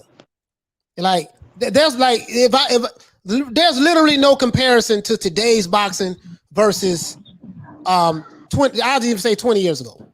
I've seen Wilder spark some dudes. Let's get that clear. I've seen Deontay Wilder spark some cats. The hardest shot I think I ever saw in heavyweight boxing was when motherfucking Ernie Shavers hit Larry Holmes with that overhand right in the 7th round. And dropped him. Yeah. Larry Holmes bounced off the canvas like a basketball. He got up, put some uppercuts and right hooks on Ernie Shavers, came back in the 9th round, got dropped again by another right. You remember that, Coach? Yeah. Again. Dropped him again, yeah. He got up and put some uppercuts and right hooks and straight right hands on motherfucking Ernie Shavers and stopped him in the 11th round. Yeah, that's absolutely, what we're talking about. Go look that fight up, you guys. Go look that fight up. You will never see the dude get hit harder than Ernie Shavers hit Larry Holmes. I thought he killed him. Hey, listen. Shout out to Sly Tennyson for the super chat. He said one of the biggest criticisms is that when Mike faced adversity, he give up. How does anyone watch that fight with Buster Douglas and say that? Well, Teddy Atlas was the main one that said Mike Tyson gave up through adversity because he did. And now I got to try to be as objective. Now it's going to hurt me to say this, but I got to try to be as truthful as possible. You know, when when Mike got beat, he got beat. You know, when he got beat, he got. Oh yeah, this gonna lead me to another question. It's gonna lead me to something else. Lisa, stay on. I want you to hear this, and you and Bowl, I want you to hear this. Mike, at the end of his career, he wasn't the same fighter. We do know that, right? But I love Mike Tyson to this day. To this day, I love Mike Tyson. I don't give a damn. I'm still a fanboy of Mike Tyson. It is what it is. I'm still a fanboy of Hagler, Pernell Whitaker, and Roy Jones to this day. I am. To this day. And it is what it is. And I am a self-proclaimed fanboy of these 4 fighters. At least I will admit it. You know what I mean? But yes, right. But I'm gonna say this though. With the Evander Holyfield fight, remember when Tyson fought Evander Holyfield? Remember we had Rockman on last night, Major Key Boxing. Shout out to Major Key Boxing. Rockman said I don't want to put words in the brother's mouth. So I want to make sure I'm very careful. We'll just say he probably don't think very highly of Evander Holyfield. I'll just say that. But he said that when he fought Evander Holyfield, Holyfield kept headbutting him, going to somewhere else. He kept headbutting him. And he said when he finished that fight with Evander Holyfield, he said he understood why Mike Tyson bit him in the ear. Bit his ear off, right? And I was so shocked that he said, no, I'm serious. Talking about the Rock yesterday? Rock last night. I'm dead serious. He said this. But be honest, Coach. Let's say what he really said. This is what he said. He said, I'm going to say this. What he said was, I'm going to say this. Yeah. I will say that Evander Holyfield is the smartest fighter I ever fought. Yeah, he did say that. He said Holyfield knew how to use his head. Knew how to use his head. And that's when he went into. After I fought Holyfield, I said to myself, now I know why Mike bit your ear off. And then he said him and Riddick Bowe was talking. He said all of them was talking together. He said it was him, Riddick Bowe, in the Holyfield, and they kept talking about how Holyfield used to always headbutt. He's always headbutt. And I'm like, he used to always headbutt. To this day. He was headbutting. You see what I'm saying? So I'm like, bro. But that's why I like talking to the older fighters. And I really feel bad for you new fight fans, bro. I just really hold on. Bruce Leroy the Real McCoy. He said Porter does the same crap. Exactly. Bro. I forgot all about it. Listen, Sean Porter does the same thing. He comes in head first. You better have on a football helmet when you fight on Sean Porter. You know what I mean? Like, you know what I say to that? You know what I say to that, coach? I say the same thing the old school fighters used to say. That's why they got a ref. That's why they got a ref. Right. But I'm gonna show you how you beat a headbutter. I'm not a professional boxer, but guys who come in like that, the fighter who's getting headbutted has to know how to make the adjustment. And you catch his ass in them uppercuts. You time them. Like, you gotta have timing to fight a guy like that. Your timing got to be on point that night. You know what I mean? I'm not saying you're still not gonna get headbutted, but you keep him on the edge of the jab. Don't let him get in there. Yeah. That's why I give Spence all the credit, because that's what Spence did. He timed his ass, caught him coming in. He caught him coming in swinging wild. He caught him coming in swinging wild. Absolutely. But I tell you what, hold on. What Sly Tennessee, what you say, fam? You say Bernard Hopkins also was accused of this. Exactly. The executioner, he was a dirty fighter now. Sly, he wasn't accused, Sly, he was. He was dirty. Everybody know that. Hey, listen, Sly. Bernard did whatever it took to win the fight. Period. Mm-hmm. Hey, bro, listen, and I love B-Hop, but boy, he was a dirty fighter, boy. Boy, he was dirty. Hey, Lisa, I want you thinking of a bag of Hopkins. That's one of my favorite fighters. No. Hey, Shaq, what you think about Deontay? Hold on, this guy in the chat, Deontay. Was you in the ring? Was you at the fight? Or was you in the corner? Or was you in the locker room? There's been no evidence that Tyson Fury did anything like load his gloves up, spike anybody's water. None of that shit has been proven. Your king, Deontay, can say that shit till he blue in the face. Until he proves it or brings forth some evidence. We don't care about what he says. He got his ass whooped, and now he has a chance to redeem himself on July 24th. All that bullshit you talking about right there, nobody cares about that over here. Go on to some other channel where they care about that shit. We don't care. He got his ass whooped, and he has a chance to redeem himself on the 24th. That's it. Yeah, the beginning, the only issue. Hold on. And what did Hakeem Rahman say when I asked him the question about Mark Breland? Do you know what Hakeem Rahman said? He said, "Man, listen, man, we don't even need to discuss Mark Breland's reputation." I'm paraphrasing because this is documented on video. I'm gonna put this on my channel. Shout out to Major Key Boxing. Shout out to Troy Graham, Major Key Boxing, for allowing me on the panel. Me and Mark Nash, and and the brother from the UK. To ask Hakeem Rahman questions. He said Mark Breland. And you guys know I've been defending Mark Breland for a minute now. He said Mark Breland is a stand-up guy. Everybody in the sport of boxing knows that Mark Breland has an impeccable reputation. That's what he said. When I talked to Tommy Brooks on Major Key Boxing, Tommy Brooks, legendary trainer, Vander Holyfield, Mike Tyson, Pernell Whitaker, my favorite fighter, one of my favorite welterweight. He said that Mark Breland was a damn good fighter, damn good trainer. He has a hell of a reputation.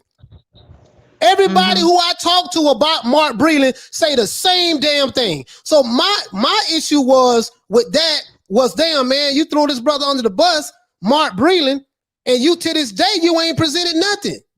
Because Mark Breland is a quiet guy. He don't really talk much. Come on, man. And then this man was receiving death threats. You talk about the brother man, but only people you attack is the brother man. So that's my only issue. But I want to get off that, man, because I don't, I can talk to my lips fall off, man. There's no reasoning with these Wilder fans. These Wilder fans. Yeah, I'm not even gonna disrespect you and call you a fanboy, brother. You're a Wilder fan, and I give you that. Yeah. But you talking about shit that hasn't been proven. So just leave it alone. Don't go somewhere else with that. We don't talk about that over here. Yeah, I'm not even, the reason why I say fan, because there's a difference between a fan and a fanboy, and I try to differentiate the two. And normally, if you get offended by what I'm saying, 9 times out of 10, you the one I'm talking about. You the fanboy. You know what I mean? Because so I'm assuming that these guys will know the difference, but you're right about that. You're right about that, Sheldon. You know what I mean? But I'm just saying, man. Mark Breland is a stand-up guy, bro. He's a stand-up guy, man. And it hurt me that a guy like that will receive threats based on lies. I'm not going to say false allegations. Right there, Coach. Read that comment right there, Coach. Charlo, what you say, family? Say, Coach Hassim said Breland is a stand-up guy. He wouldn't even spike Fury water, let alone Wilder. Yeah, he did say that. He said that's just not who he is. But these new booty fans who are new to the fight game because they have a cult-like mentality, and they have a need to be led. These are followers. So we have to follow our leader, you know what I mean? Because of certain channels who's pushing a certain narrative. They don't mind destroying other black men's reputation in the sport of boxing in the name of defending a black man. Like the irony in that. And that's what I have an issue with, guys. I'm going to stand on that. I'm not going to apologize for it. And to be honest, it's more in the name of trying to get more interviews for Deontay Wilder. That's what they do. Yeah. You see what I'm saying? Yeah, you know what I mean? So we're not going to do that over here, man. We're not going to do that over here. And so I that's why I always say, man, I can't, if you guys are, if you're a fanboy, this is not the channel for you. If you would like to put certain narratives, this is not the channel for you. If you follow certain boxing communities, the Alphabet Boys, it's not the channel for you. I always try to discourage those type of people from coming over here. I want to discourage you. I don't want your super chats. I don't want your subscribership. I don't want your views. Go over there with it. You see what I'm saying? Because my niche that I'm trying to make here with New Media Today USA, I only want people who love the sport of boxing. That's it. That's it, man. That's what we pushing over here. We pushing the sport of boxing. All that other stuff, we ain't pushing excuses, conspiracies, throwing black men under the bus, threatening people, wishing people get burned up in car fires. We're not doing that. We just want to talk boxing over here, man. Sly Tennessee said, Kurt said that Wilder didn't talk because he had a gag order. Man, whatever. Okay. Wilder just said that on ESPN that Fury cheated. So that's gone. I know one thing. I never believe anyone who called a boxer their king. Yeah. If it was a gag order, then how do we know that?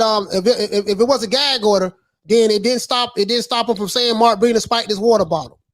If it was a gag order, it didn't stop him from saying the referee was a crab in the bucket. If it was a gag order, it wouldn't have stopped him from saying that Fury had egg weights in his gloves. He said all of this stuff.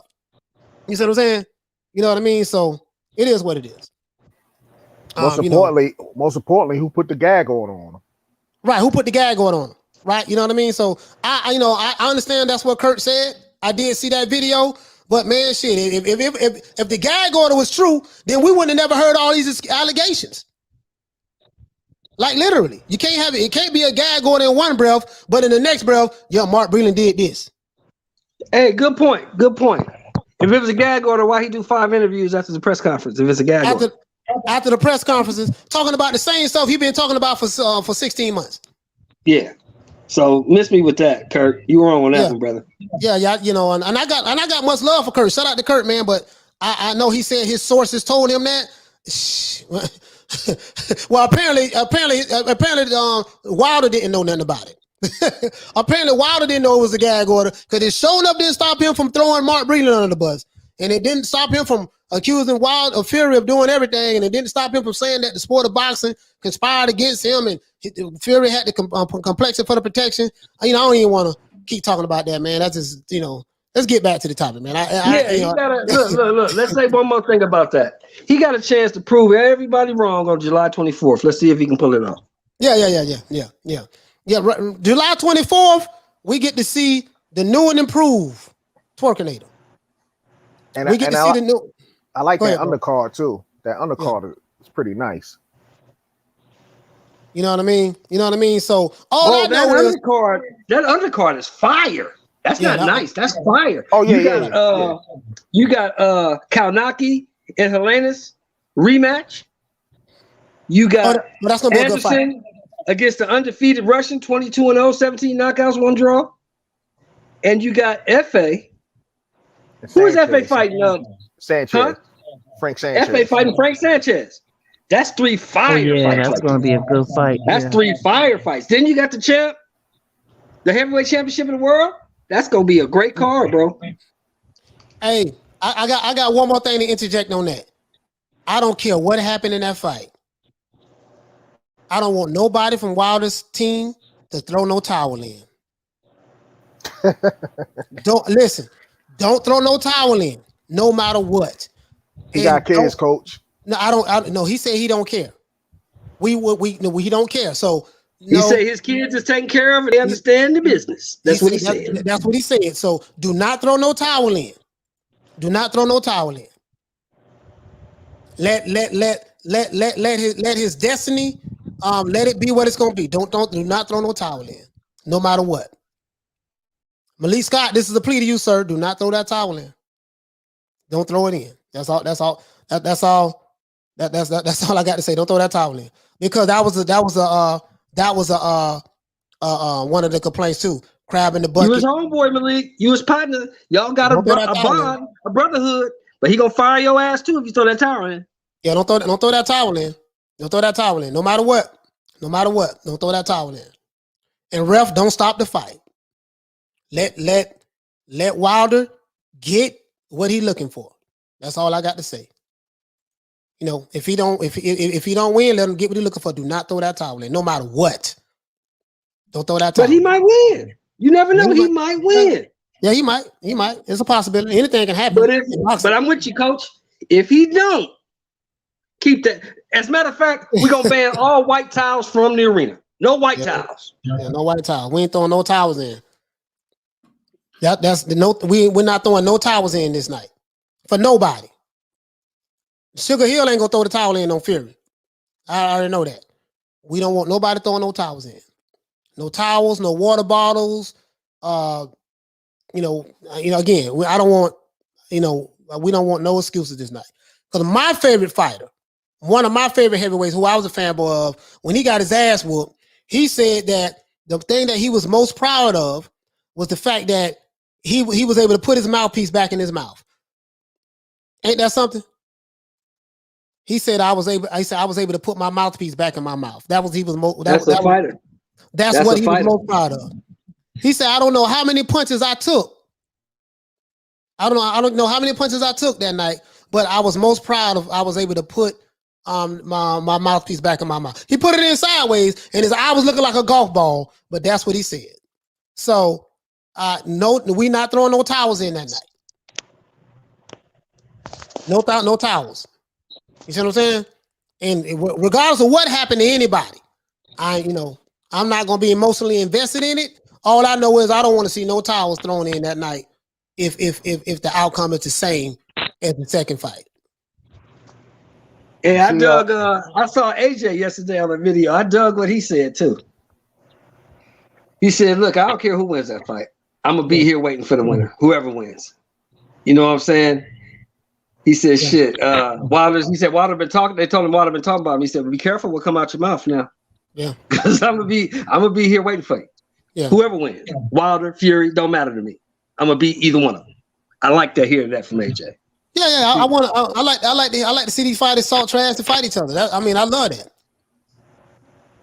Trash talking is a part of the sport of boxing. Ain't nothing wrong with trash talking. You know what I mean? I like to see fighters pull up. That's why when they say, "Well, oh man, Andrade, he pulled up on Canelo. That was disrespect." I didn't look at it as disrespect. I'm like, whether you agree with it or not, I'm like, well, damn, at least he pulled up. You know what I mean? Because the era I come from, fighters pulled up on each other. They did that. You know what I mean? They will pull up on you. That's what they did. They pull up at the gym. They pull up at the restaurant, the casino, wherever you at, I'm at, and I want this fight. Man, I'm like, bro, Ali was the master of the pull-up game. Ali pull up anywhere. Well, you can be on vacation with your wife. You can be at Disney, taking pictures with Mickey Mouse. You could be anywhere. Ali pulling up. If he wanted to fight you, he gonna pull up. Remember, he stalked the hell out of Joe Frazier. He made Frazier fight. Hey, remember that shit?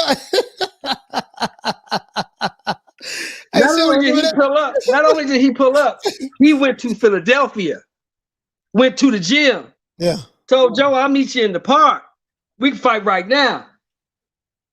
And people was tripping because when he came, Ali pulled up to the gym. By the time he left the gym, somebody had made a call say Ali was there. It was 10,000 people in the street. Yeah. I'm like, man, hey, listen, bro. Jabril Bay say, Coach, did you see Wilder jumping rope in training? He jumps rope like Jim Jeffries. No excuses. AJ said Wilder's not elite. He doesn't like either one. Yeah, I mean, and I understand what I mean, I don't agree with AJ by him saying that. And AJ, you know, I'm not agreeing with him saying that Wilder's not an elite fighter. But I get what he's saying. Wilder been talking trash about. Oh, that's another thing. That's what I wanted to talk about. Yeah, he should fucking flame his ass. He talks shit about him. So Lisa, why not? He said he would knock his ass out. So why not? This is what I was going to say. People think he just supposed to sit up there and constantly not say nothing. Come on. Lisa, this is what I was going to say. Wilder has been talking trash about Anthony Joshua for years. Call him on. I think they call him a I don't know if he called him Uncle Tom or not, but he using racially motivated words against him, saying all kind of stuff against him. And as soon as somebody sent me this video this morning, as soon as AJ say something back against Wilder, certain channels make a whole damn video about it.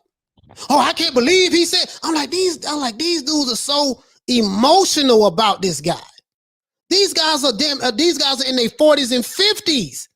I've never seen people this old. Now, me being a fanboy, I was young. So at least I have that as an excuse. I've never seen grown men in their 40s, pushing 50, and in their 50s so emotional about a guy. So this guy can say anything he wants to say about somebody. He can threaten them, say he's gonna slap them, call people Uncle Toms, call them sellouts, say that saying that they're being pimped by a white man and they have slave masters over them. He can say, wait a minute, stop right there. They being pimped by a white man, but you got two white managers. You got two white managers. The double standard in that. You see what I'm saying? You can say all of these things about a guy, but as soon as that guy defend himself and reply back, we finna start a revolution. Oh my God! Did you hear what he said against our king, the twerkinator? Yeah, well, he's supposed to say that. Deontay, the guy in the chat, he said, "I'm just talking. I can talk, right, and I will talk." Yeah, I don't even know why you here, man. Like literally, I don't even know why you here. So I can say what the fuck I want to say too. Yeah, Tell me, Lisa. Yeah, I don't even know why you here, bro. To be honest with you, you know what I mean. The Queen Lee Luna say that that's some estrogen pills. Hey, listen, man, it kills me. It kills me. Like you can call Joshua every name in the book, and you guys are co-sign it, make albums about it, go in the studio, do a track with Dr. Dre, you know, make platinum records about it. And as soon as this guy defend himself and respond back, it's Armageddon. Here's my thing, Coach. Here's my thing. I'm with you on that point, and I'm gonna explain it a little cleaner. Not a little cleaner, but so the gutter motherfuckers like me can understand it. Right. Why are you so emotionally invested in a dude who wouldn't piss on you if you was on fire? Bro, that's exactly. I don't get it, man. I don't get it. You know what I mean? Anthony Joshua, bro, he's a nice guy. Irregardless of whether you like him or not, that's irrelevant. I'm not even talking about how you feel about him, whatever the case may be. But the fact of the matter is, you know, for 3 years, this guy's been under verbal assault from these certain boxing channels, and the twerkinator has been the forefront in that because they get their marching orders from him, right? And then as soon as AJ defend himself and say this dude not an elite fighter, there's levels to this or whatever, and this one I'm gonna do to him when I see him or whatever. If he win and get in the ring, I want both of them. It's all out war. So the bully and his supporters is supposed to be. It's okay when you constantly bullying and saying stuff and yada yada yada yada. But then when the person you bullying or talking trash about replies back, it's all out goddamn war. Jermell Charlo say something back, it's all out goddamn war. Like you guys are too old to be acting like this. Y'all act like some bitches. And that's to you, Deontay, with the bombs on your chat. You, Deontay, I'm talking to you. You over here capping for Wilder. Wilder wouldn't piss on you if you was on fire. He don't even know you, boy. Like y'all act like some like, bruh. It kills me. Like it's funny. Like I'm like these dudes are. I'm 47. I'm almost 50. You dudes are my age and older, and you so emotional about the twerkinator. You know, To this day. y'all are emotional. You know what I mean? But at the end of the day, we have no proof. To this day. Like literally, I don't get it. You know, maybe if I was in that mindset, I would get it, but I just don't understand it, man. But you did right. You did right, Anthony Joshua. You did right. You're supposed to stand up for yourself. You know what I mean? You're supposed to stand up for yourself. You see what I'm saying? Because you know these guys don't like you anyway. So say what you're supposed to say. Last time I checked, Lisa and Bo, Anthony Joshua's the 3-belt unified heavyweight champion of the world, right? Yeah. Yeah, and yep. So you say what the fuck you want to say. If you don't like what he's saying, if you don't like what AJ's saying, go shut him up. Yeah. Yeah, absolutely. Absolutely. You know what I mean? You know, so I mean it is what it is. You know what I mean? And I'm just saying, hold on. This guy said, what he said, come on, man. Basketball fans are the same way about LeBron. Yeah, but LeBron has fanboy. I'm saying any fanboy. You know what I mean? I'm not, and I'm not talking about basketball. I'm talking about this particular subject matter. But I get what you're saying though. You know what I mean? You know what I mean? So again, it's all subjective. All I'm saying is Paul. Wait, hold on. Don't breeze over that, coach. Hold on. Ain't nobody sending no death threats to nobody talking about LeBron. Ain't nobody said I'm gonna kill you if you say Michael Jordan's better than LeBron.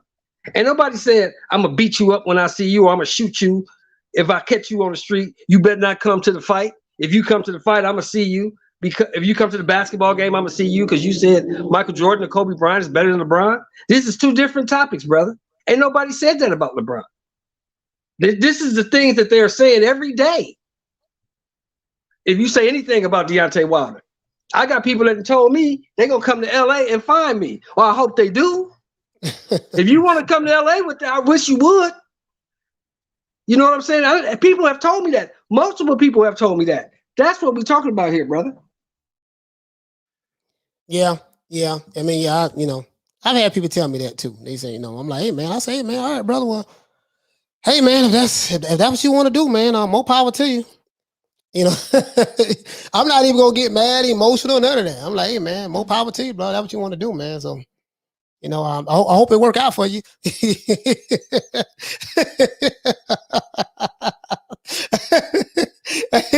I'm laughing now, boy. I hope it work out for you. Hey, because I got a question that Shelton brought up to me, and I say this all the time. If you're gonna be doing A, B, and C and D to me, what I'm gonna be doing? Yeah, what I'm gonna be doing while you doing all that? I'm just sitting here like, oh my God, he's hitting me. What on earth do I do? I hope you don't think that. You gonna go to LA? All right, good luck with that. I live in LA. Good luck with that. You gonna go to Compton, huh? All right, good luck with that. Come on through. Come on down. You're the next contestant on this ass whooping is free. Hey, good luck with that, man. Good luck with that. Oh man. This is oh boy, this is hilarious, bro. This is hilarious. He gave you a shout out. Lisa. Yeah, he said shout out to Lisa Bells, the queen. Yeah, man, we gonna respect Lisa over here, man. Like, hey, it's a no-fly zone. What the brother Trick from Detroit say? It's a no-fly zone. When you come to Detroit, you got to check in. Hey, he said y'all ain't gonna be disrespecting Detroit. When you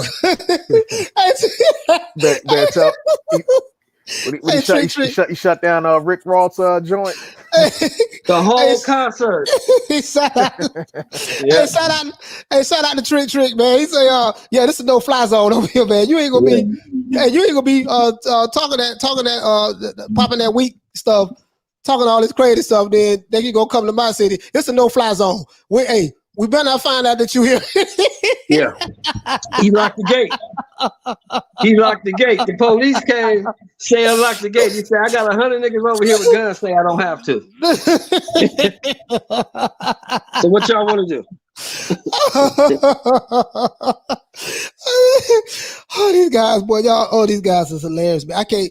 Oh my God, boy, y'all. They funny, man. They funny, man. They is hilarious, bro. These are some tough dudes. These some of the toughest. Oh my God, bro. We try to keep it boxing, and these guys just take it somewhere that it don't even need. But I understand though. They following marching orders from their king. Yeah, you know what I mean? Can't be mad at them. You can't be mad at them. Like you say, they got daddy issues and they want to be led by somebody. They don't want to think for themselves. So we can't be upset with them. We can't be upset with them. Yeah. I understand. You know Hey, what Bo. I mean? Hey, Bo. Yeah. I don't like Coach, man. He said something I don't like. I think you need to go down to Florida and take care of him for me. hey, listen, these dudes, bro. These guys is hilarious, man. Like I'm just. I don't know what to say. Like it doesn't. Yeah, make we sense. were having a good conversation. Yeah, and we was then having a good somebody conversation about brought that boxing. up, and it went. Yeah, we were talking about just old school boxing. Somebody brings that up, and then it just go left again. Yeah. I mean, they, what this what I don't understand too, Lisa, is this. I don't like. They love coming over here. I don't know why. Like I really don't. Yeah. You don't see me on 7H channel, or you don't see me on none of them other channels. I don't go over there because they ain't talking about nothing I want to hear. So if we ain't talking about nothing you want to hear over here, why you here? Yeah. You know what I mean? I don't know, man. So this guy says their obsession towards Wilder's mad suspect. Wow. I think you're taking it totally out of context and you haven't listened to it, but more than likely you're the guy who we're talking about, more than likely. So your obsession to come over here on this channel is very mad suspect to me. So since it's suspect, I tell you what, bye Felicia. You ain't got to worry about that no more. I'll block you personally. Create another account, try to come under another name. Anyways, but yeah, let's stick to the boxing, man. So basically, man, what we gonna do, man? Hey, we gonna wrap this up, man. We on the show 3.5 hours. My sister, the Queen Lisa Bales. Is there anything you want to say, sis, before we wrap the show up? Oh, Mondo Solo, the one he cool. Oh, he is? Oh, I didn't know that. Yeah, I didn't know Yeah. that. Oh, let's unblock him then. Oh no, I got him. I unblock him. I didn't know that.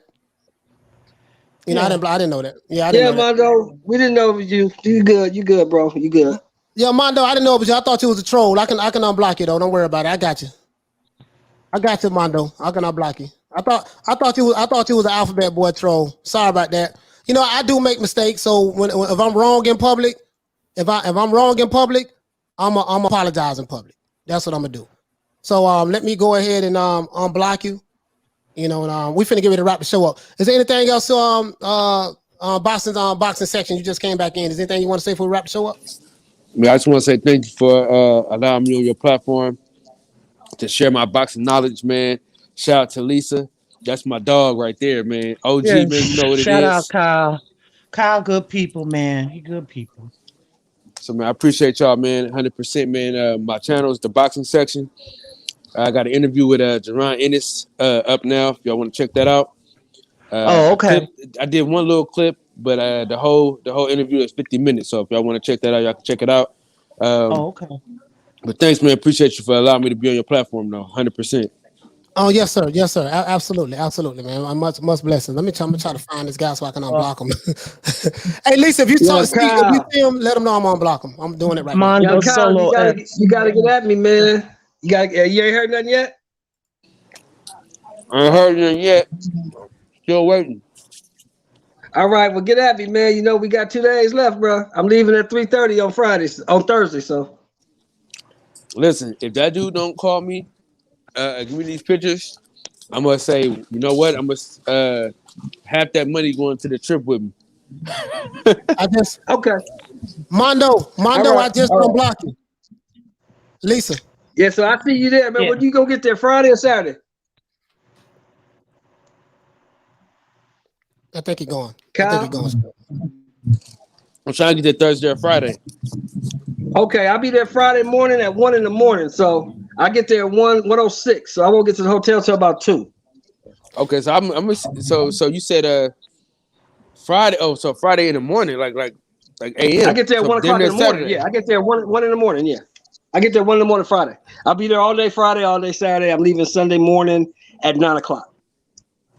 Oh, so basically you leaving Thursday, getting there Friday.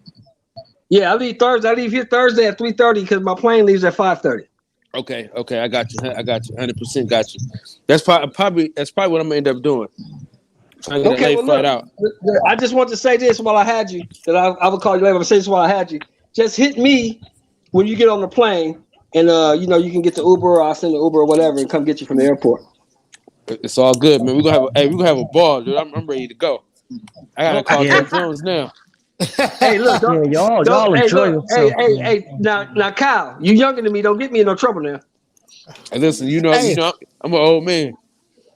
Hey, Atlanta, all jokes aside, though, I got family living in Atlanta, man. Atlanta off the chain right now, man. Like literally is off the chain. So yeah, I heard that. You told me that already, Coach, offline. So I'm gonna be very careful with my movements. They shooting left and right down there, especially downtown, and so you just be real careful, and just be real careful down there. That's all I can tell you guys. Just you know what it is. Trust your instincts. Hey, and I wanted to know, Coach, man, you work on our platform anytime, man. If you ever up the boxing late night, section. Yep. If you ever up late night, man, just pull up, man. We do all night shows, man. We go from like 2 a.m. y'all time all the way to like 8 a.m. y'all time. Well, where you at? I'm in California. Oh, you in Cali? Okay. The boxing section. Yeah, this it right here. I think I have it. Yep. I just subscribed. Where's the fight at? Where's the fight at in Atlanta? It's at the Hawk Stadium, Atlanta Hawk Stadium, the State Farm Arena. Oh, nice. Yeah. Hey, Coach. Kyle from East. You from East Oakland, right, Kyle? Yeah, I'm from the East. Yeah, Kyle from East Oakland. I'm from Compton. So we know how to move. We know how to move. No question. Oh yeah. All right. Okay. All right. Well, listen, man. We finna wrap it up. We finna wrap the show up. So, hey, salute to the boxing session. Take care, brother. All right, man, for sure, man. Y'all have a good one. Okay. All right, you too, Kyle. All right. Lisa, anything you want to say, sis? No, I just want to thank you for having me on, and I'm sorry for cursing. Oh, don't worry about it. It is what it is. You know what I mean? I want to thank you for blessing us with your presence. Thank you. All right. I love to talk the old school boxing, as well as new school. But the old school is my heart. I love it. Okay. I got some more. You sent me that Sugar Ray Robinson today, Lisa. I got one to send you later on. Oh, hold on. Hold on, Lisa. Hold on, Lisa. Before we go, Shane, yes. I want to show you this too. I want to show y'all this here too. Hold on. I got hold on. As you know, you see, I got Ali in the back. I'm going to get a frame. It is. I'm going to get a Here frame. you go. I'm going to get a frame, sis. So, this mic. Oh, I got Mike right now. That's Mike. You know what I mean? That's him. So I got that. I got Mike right there, right? Yeah. I have Sugar Ray Robinson coming. I have Marvelous Marvin Hagler. I have another picture of Marvelous Marvin Hagler coming. I have. Oh, wait a minute. I got Pernell Whitaker too. Hold on. Nice. You got PP? Yeah. I got This is one of Hagler right there. Marvelous Marvin. That's Marvin. Marvelous right one. Lisa, I'm gonna have all of this on the walls. I'm gonna put frames on them and have them in the walls in the studio. And then I got mats around them. Yeah, I am, sis. Hold on. Yeah. Real nice. Then I have my guy. I love Pernell Whitaker too. I'm a big fan. Oh yeah. Then I have Pernell right here punching on. Hold on. You got it upside down. Yeah, punching De La Hoya in the face. Sweet Pea. Oh wow. I got Sweet Pea right there, right? And then I have him right here. Hold on, upside down. Mm-hmm. Got him right there. You know what I mean? So The lineal champ. Wow. Yeah, that's it. You know The what I mean? lineal So, champ. yeah, he got I think he got 3 belts. I think that's the IBF on his And, waist. and you see the WBC belt. across his strength. You Yeah. see the belt he got holding up, right? Yeah. Ring. No, the ring. Yeah. Yeah, the ring. Ring Ring magazine. lineal. Yeah. Ring linear. Yeah. Yeah, you know what I mean? So I'm gonna put all of these up there. Put all these up there, you know what I mean? So I have Roy Jones coming, and I have Sugar Ray Well, Robinson. you know you Sugar Ray got a Robinson rep here. for Roy Jones now, Florida. And he from Pensacola in the Panhandle, and I'm putting Sugar Ray Robinson. You know, Sugar Ray Robinson is my favorite fighter all time. Yeah. That's my favorite fighter, Sugar Ray Robinson. So I'm gonna have Sugar Ray Robinson up there too. You know what I mean? So, and we're gonna get some more, but I had to get the guys who I was fanboys of first. Right. You know, then of course we got Ali back there. You know what I mean? So Right. Hey, now you know. So other than that, man, Lisa, I love you, sis, man. All right, love you more, bro. All right, take care. All right, take care, everybody. All right, all right, Lisa. I'm gonna holler at you later. I'm gonna see you in fights. Oh, okay, thanks. Mm-hmm. All right, okay, Bo, anything you want to say, brother, before we go? Hey, another great day topics.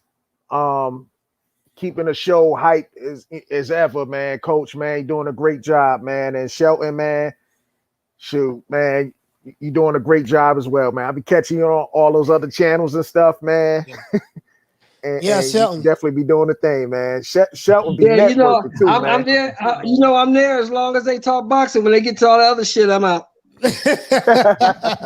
Yeah, Shelton, man, Shelton be putting me up on so much game in the sport of boxing because he know a lot more than I do. So I like to have people around me who know more than I know. That's the only way I'm gonna learn. You know what I mean? So I really appreciate that. And I always humble myself in the presence of greatness when it comes to certain things, regardless of anything.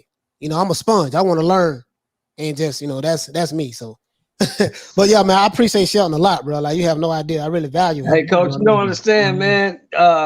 Iron sharpens iron, bro. And the way you carry yourself, the way you conduct yourself, and the way you stand on your square, man. That says real man to me, and that's what you want to surround yourself with. You don't want to surround yourself with people who don't have their own ideas and their own mindset, and people who want to follow somebody else. You want people that want to follow their own mind. Hey, Ali said I need to call Don King post up there. You do? Don was the man. Yeah, I got him and Bob Arum. Shit. Yeah, for real though. Much as I don't like Bob right now, but prior to him being the guy that he is right now, he was a great promoter, and they used to put on some hell of a fights. Him and Don King. I'm not saying that they was fair to their fighters financially, but when it come to getting the big fights, we got them. No excuses, and they happen quick too. You see what I'm saying? So shout out to my brother Bo, man. I really, really appreciate you, bro. All right, yeah, fellas, take care. All right. My brother, the big homie, Shelton. Well, anything you want to say, brother, before we wrap it up?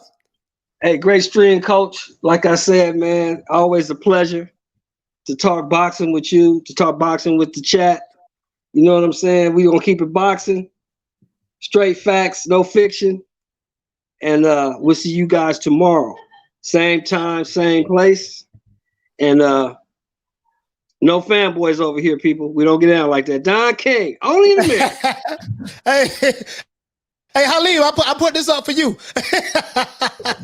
Don King, only in America. I put this up for you, Halim.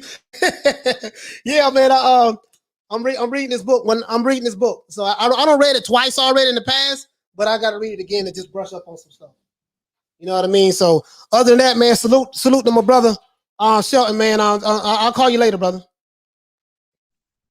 All right, bro. I got some fights to send you to. I'll get on that. Okay, for sure. Thank you, bro. Hey, man. So, man, listen, man. Salute to everybody that was on the panel today, man. We're gonna give everybody in the chat and everybody on the panel a round of applause. We're gonna do that, man. Hit the Ali bell. Guess what? And we're gonna hit the Ali bell for Lady Shan. Lady Shan, I'm listening. Sis, I'm listening. When you tell me something, I believe you. Trust me. I'm not gonna go against the grain. I got everything you're saying. Trust me. We know what it is. So I believe you. You know, when you give me some advice, I got you. Trust me. I got you. Believe that. Hit the Ali bell. So you know how we do it, guys. Let's go ahead and give everybody a shout out before we wrap it up. Shout out to the Lethal Rawls. Shout out to my sister Lady Shan. Shout out to Bruce Leroy, the real McCoy. Shout out to Jedi Gremlin. Shout out to the Sunwoo NYC. Shout out to you, fam. I ain't seen you in a minute, brother. Shout out to Bon Scott. Shout out to Karma Serene. Hit the Ali Bell for Karma Serene, and I'm going to give everybody a round of applause before we leave. Shout out to Peter Von Arts. Shout out to Eliza. Shout out to Halim in the building. Shout out to the Queen Lee Luna. Hit the Ali Bell for Lee Luna. Shout out to Bruce Goals. Shout out to Johnny Blaze. Shout out to Bruce Leroy, the real McCoy. Shout out to Self. Shout out to Peter Von Arts. Shout out to Mondo Solo. Sorry, brother. I am so sorry. I blocked you for no reason, but I was able to unblock you, and I think Lady Shan did as well. I am so sorry. I was wrong. One thing about me, if I make a mistake in public in front of everybody, the man in me tells me the way I was raised and taught, you have to correct the issue in public in front of everybody where the error was made. So I apologize. I was wrong. I humble myself. I was wrong. Shout out to Johnny Blaze. Shout out to Bon Scott. Shout out to Jabril Bay. Shout out to the boxing section. Shout out to Larry Merchant. Shout out to my brother Charlo. Shout out to Paul CX. Shout out to Larry Merchant. Let's see. Shout out to who else we have? Shout out to Martin Ramos. Martín Ramos. ¿Cómo tú andas, mi hermano? Es un placer conocerlo. Ya tú sabes eso. Let's see. Shout out to Jabril Bay. Shout out to New Money DMG. Shout out to my brother Toon, who was here earlier today as well. Shout out to Kurt Anderson, who dropped by in the chat. Shout out to Blood Retro Boxing and Documentary. Shout out to that brother there, man. My brother right here in Florida with me. Shout out to Steel Shelf. Shout out to Kathy W. And shout out to Anna Lee. Anna Lee was here as well. Shout out to Efren. Shout out to Ronald Finkley. What's going on, fam? That's my brother there, Ronald Finkley. Hey, Ronald Finkley, man. Ron, please read that book, bro. Read it. Read that book. I'm reading it right now. Please read that book. Shout out to Dr. Mofongo. Shout out to who else we have?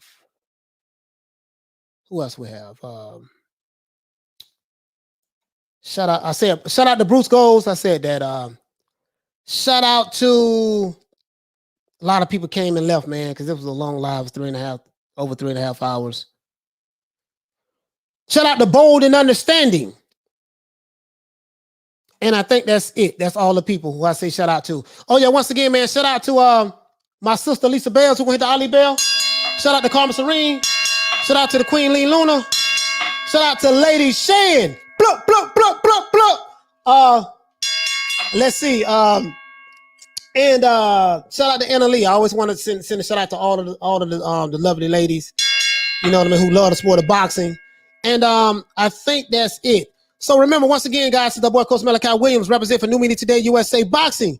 Give everybody a round of applause. Shout out to Opender. Shout out to you, fam. You know what I mean? And anyone else? Shout out to OG, double OG, quadruple OG. Shout out to you. Shout out to Wole, shout out to you, fam. And once again, it's the boy Coach Malachi Williams signing out for New Media Today USA Boxing. Once again, we'll be on tomorrow again, guys, 3 o'clock Eastern Standard Time. Please tune in. Other than that, that's it. Peace. Man, I'm out of here, bro. Let's go.